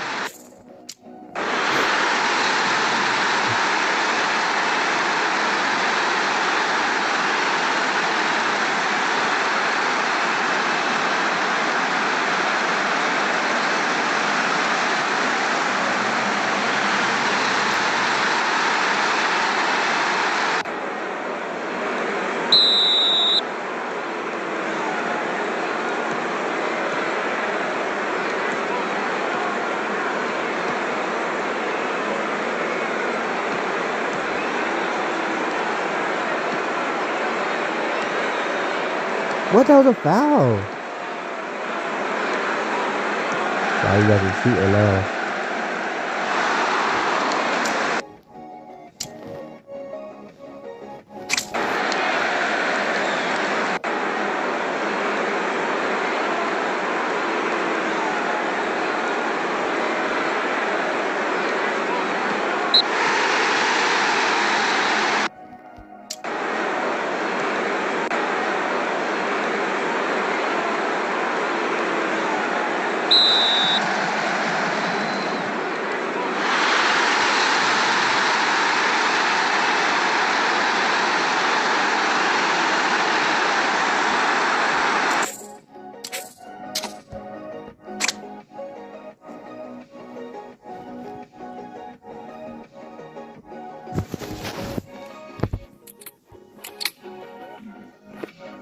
Mm.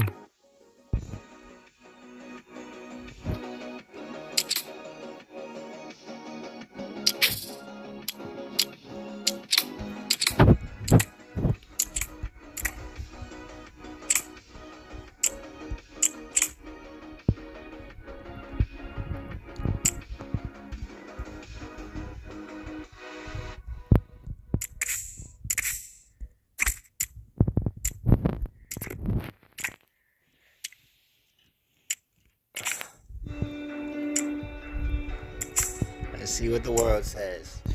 What's the world say about us?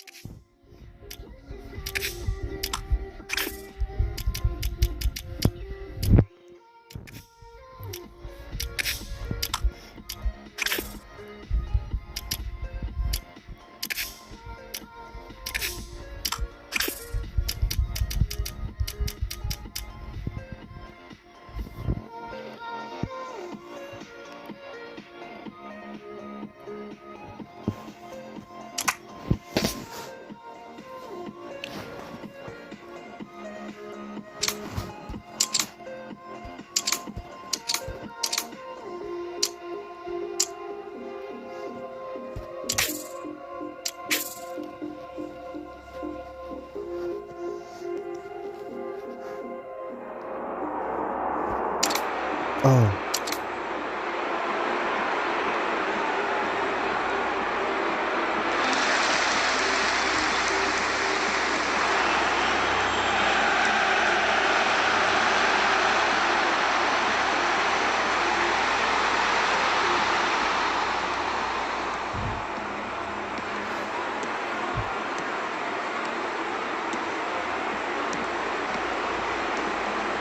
Yeah.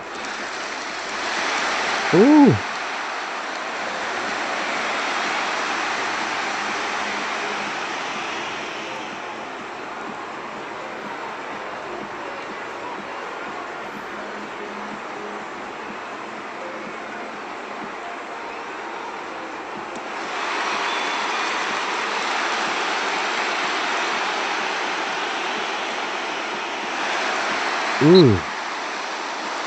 Y'all are playing.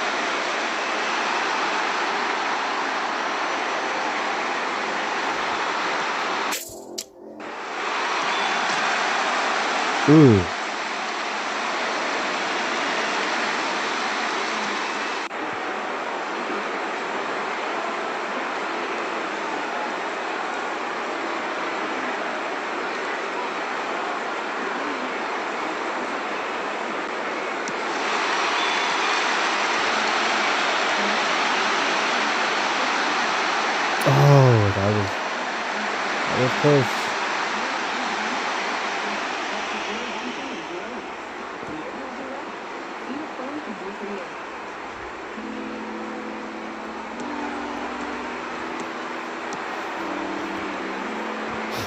Yeah, Patu. You better score. Oh my god. Oh. That was almost like, oh.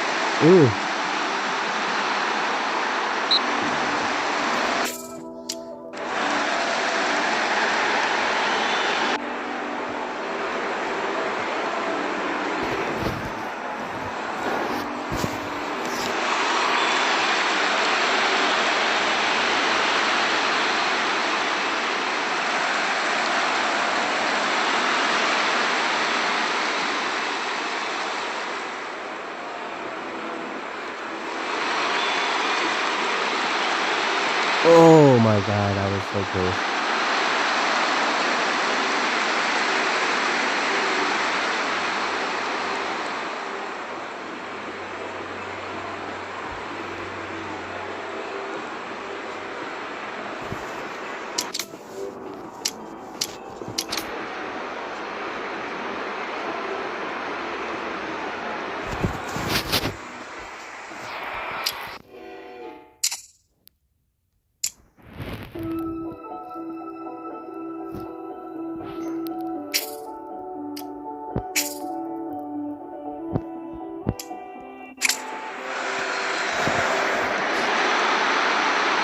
Oh god.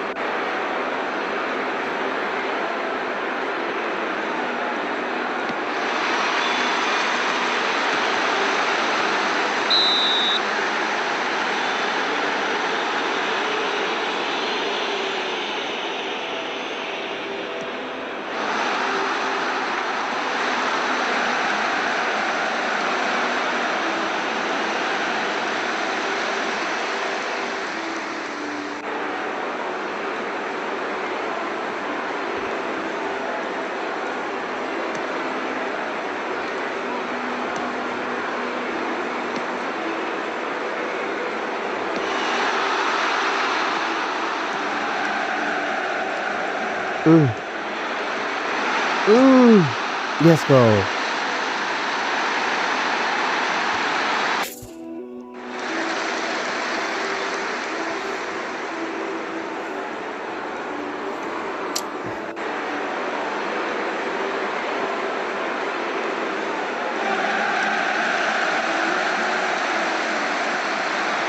Yeah.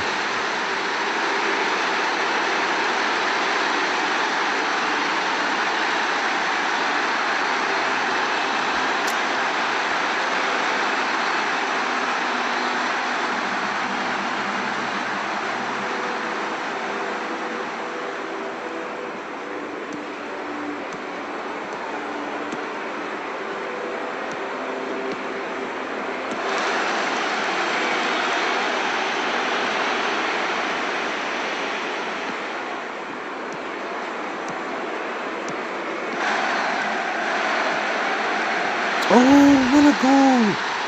What a goal!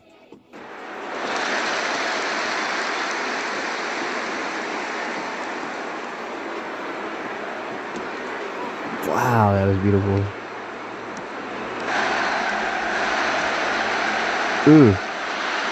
Far down.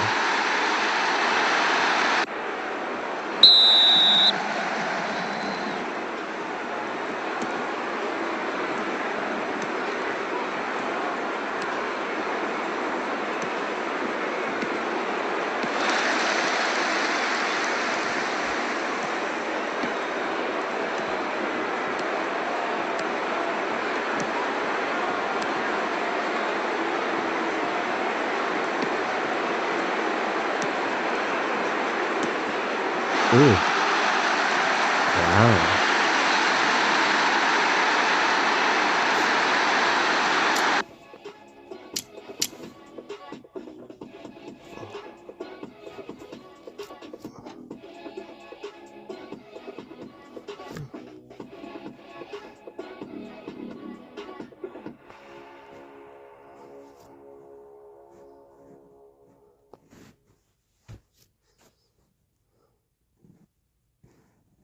They say destiny finds you.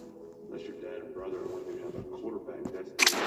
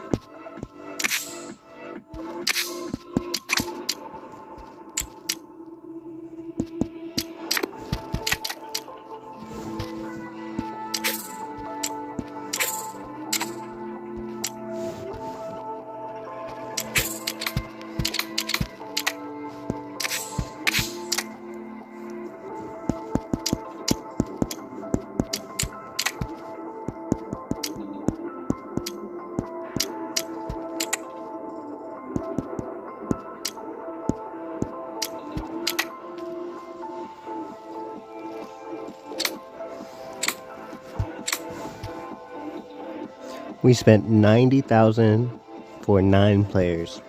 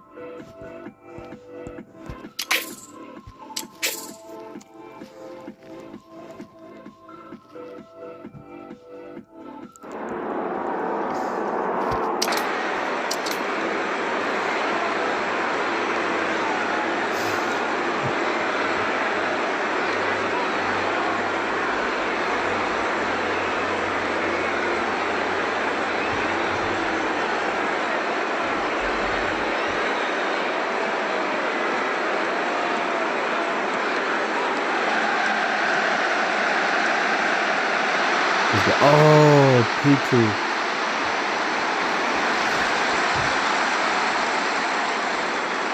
Ooh, what kind of shot is that? Oh, okay.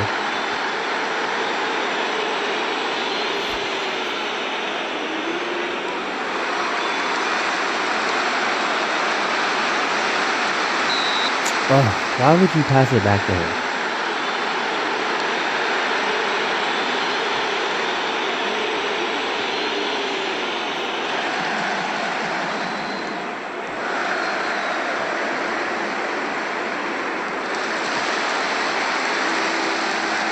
Ooh, yes.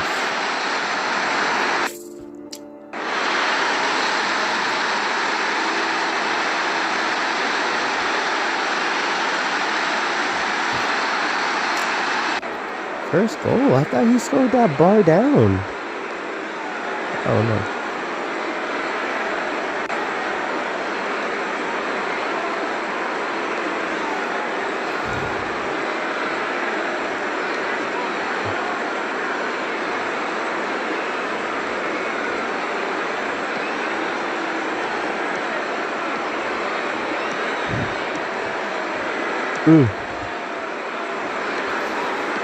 Yeah, keep him on the outside. No, yeah.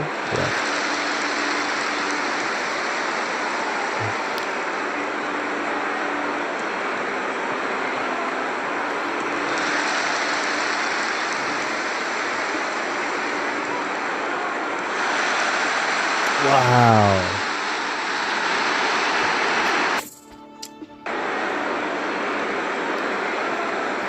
What a goal.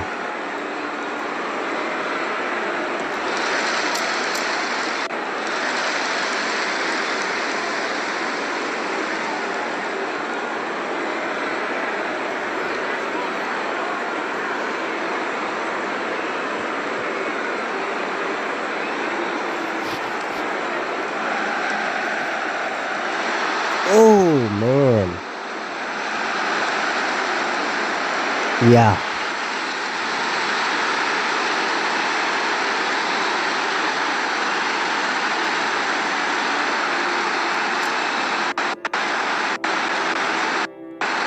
Ooh. A twofer. Oh, finish.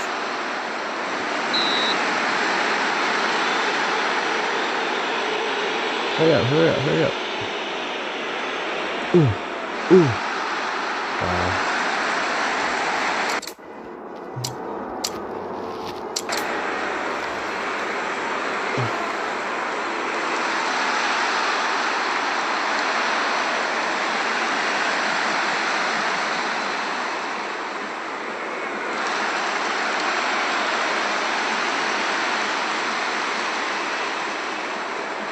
Penalty, yes.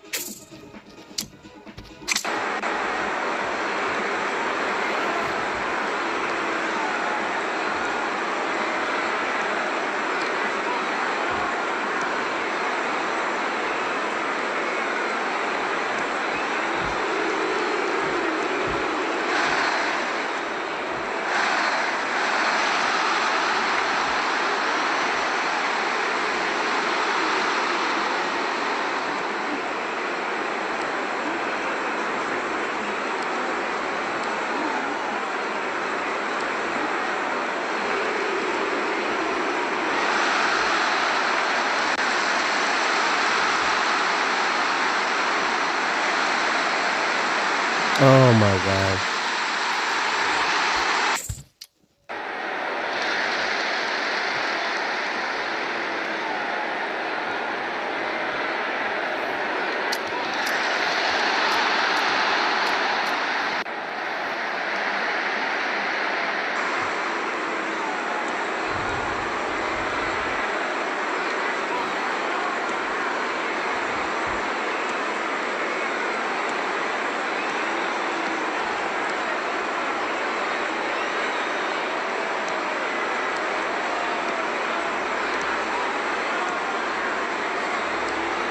Wow. This guy's doing it, yeah.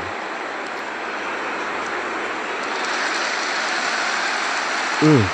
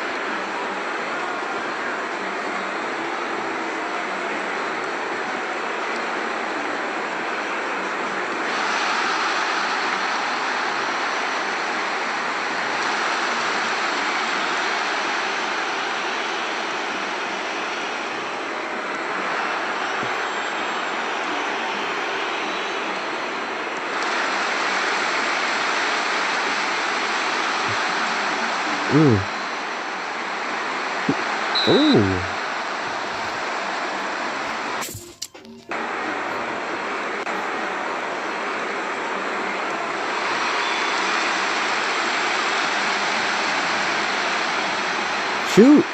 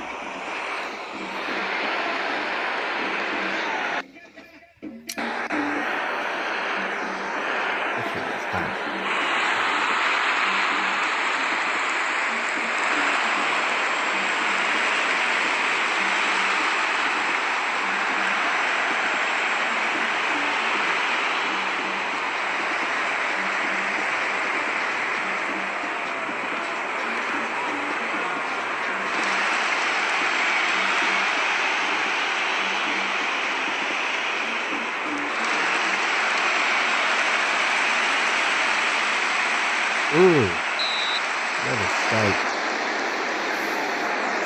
Ooh, this one's on edge right here. Gotta think like if we go up some things, get out simulated, but we haven't been up to things this whole game.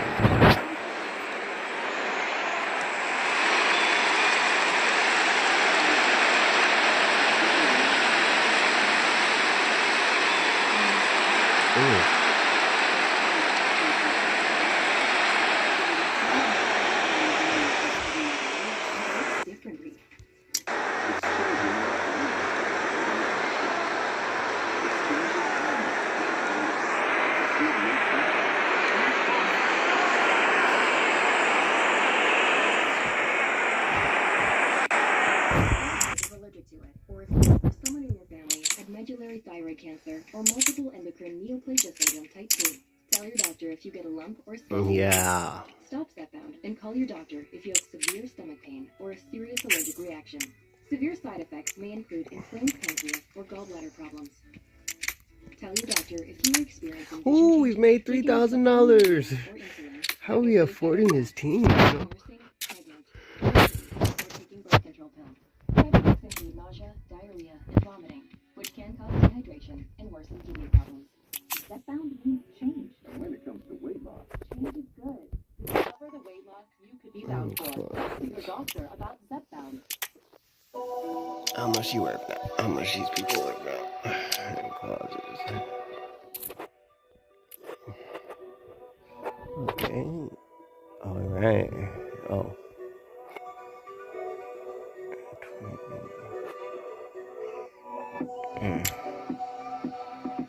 Nice. Nice. Right.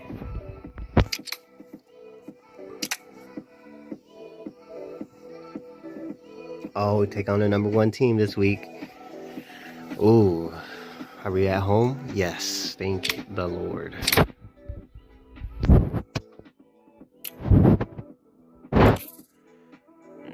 We're spending too much money.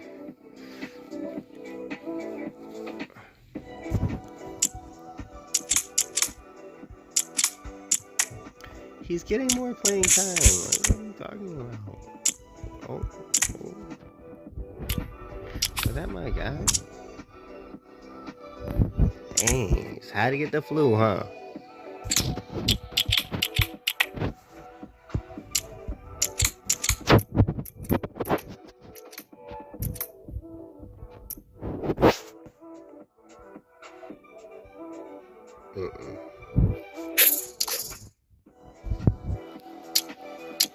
What?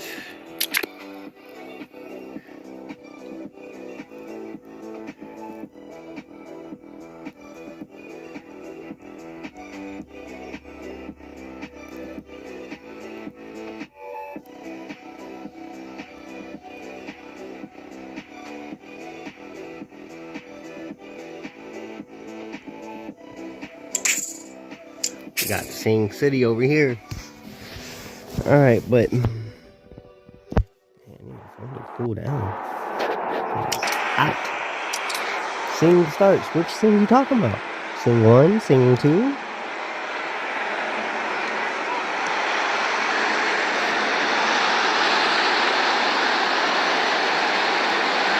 Oh, that Sing right there.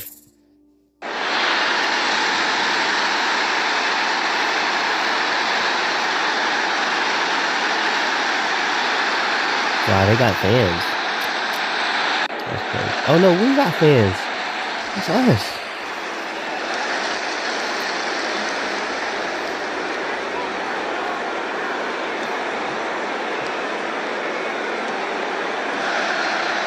Oh god. Okay. Wow. Let it go. Let it go.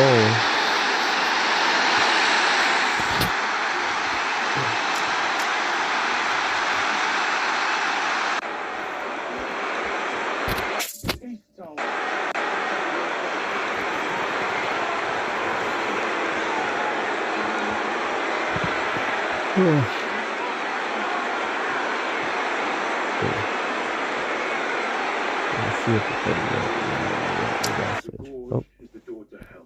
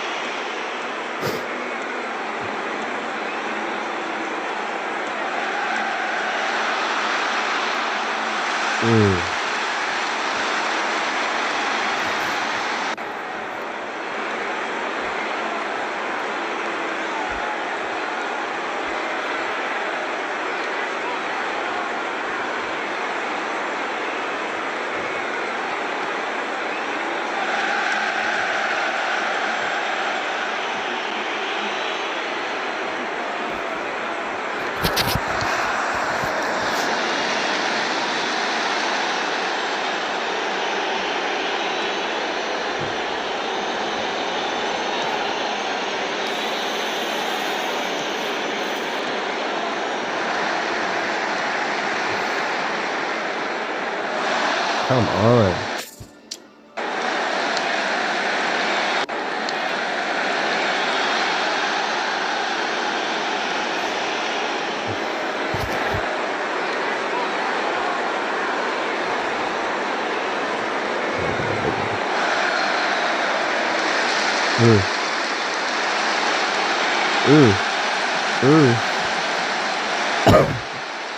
Good dude. No. Wow.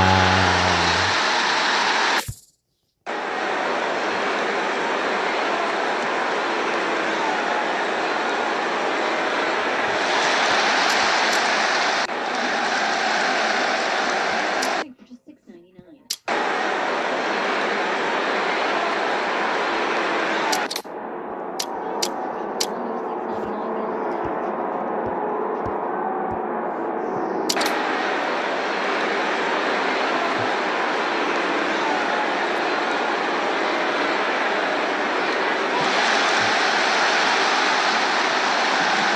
There we go.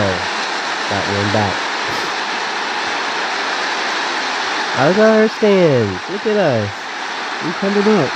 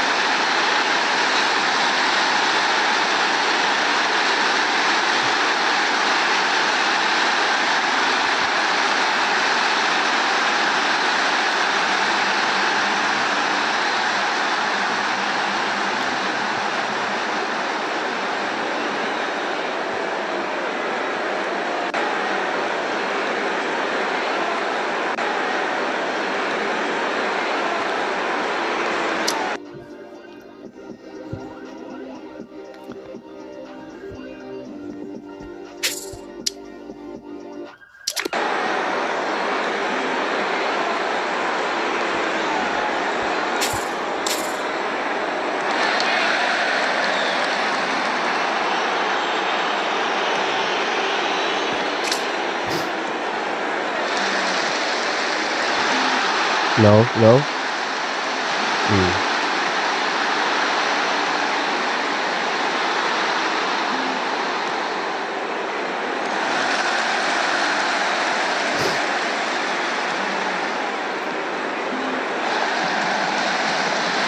Oh, good defense.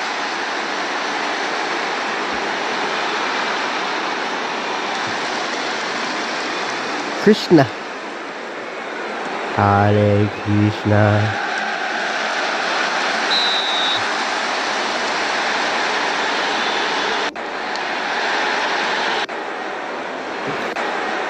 Namaste, guys. Namaste.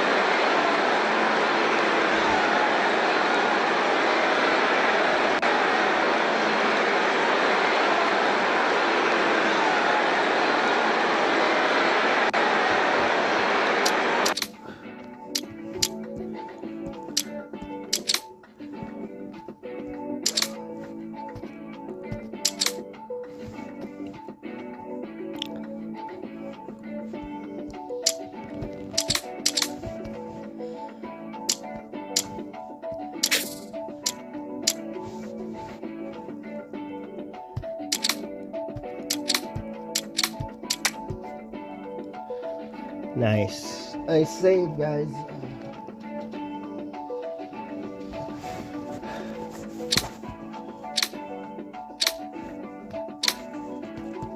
Oh, breaking records?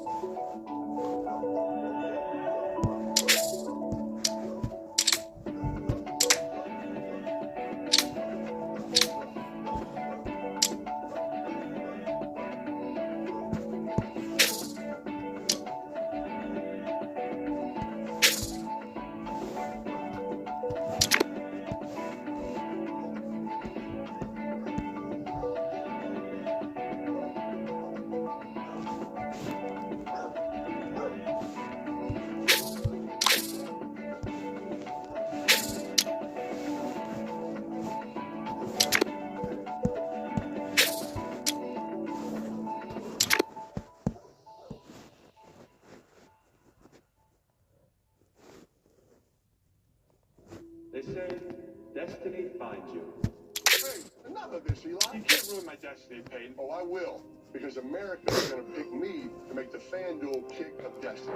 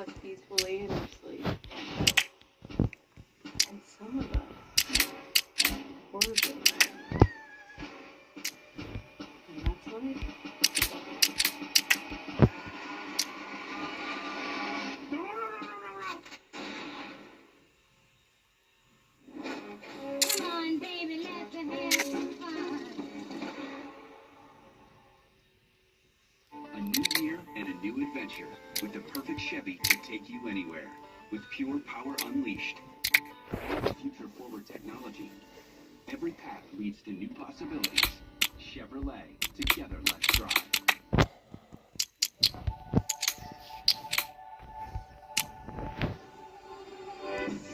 Wow, our team is so much better.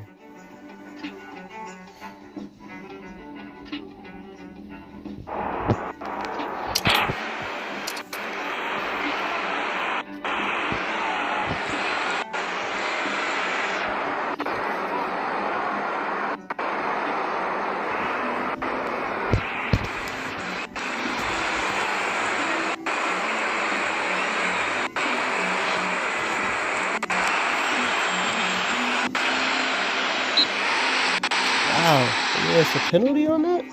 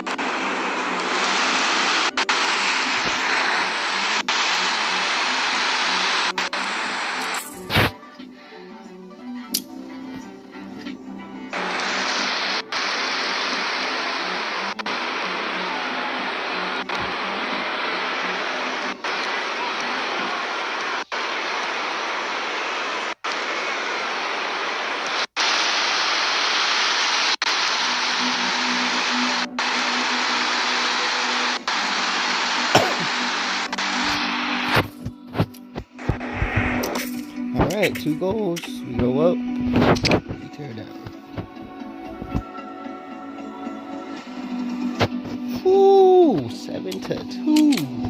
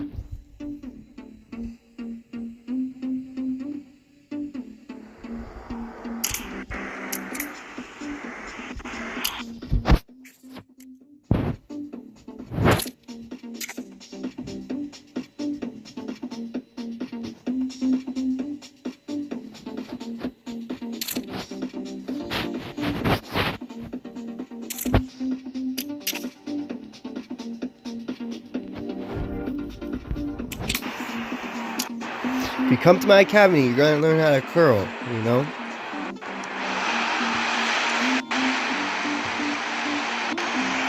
This skip is crazy. Oh, okay, maybe.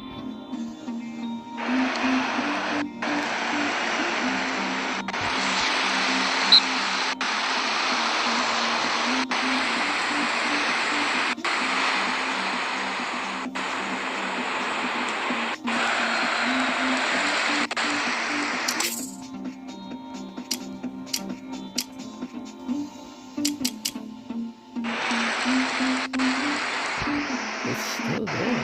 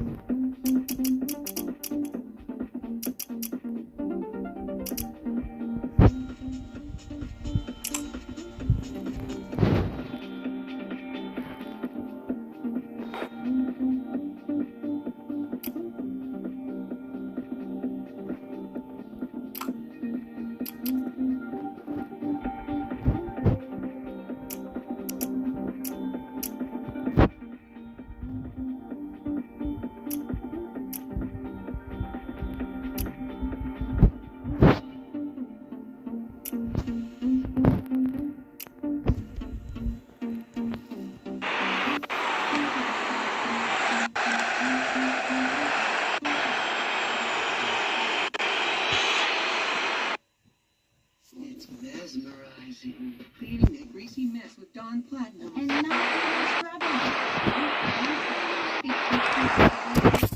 That's so fucking annoying. That's why only Dawn. Every day, nature made. I can't skip.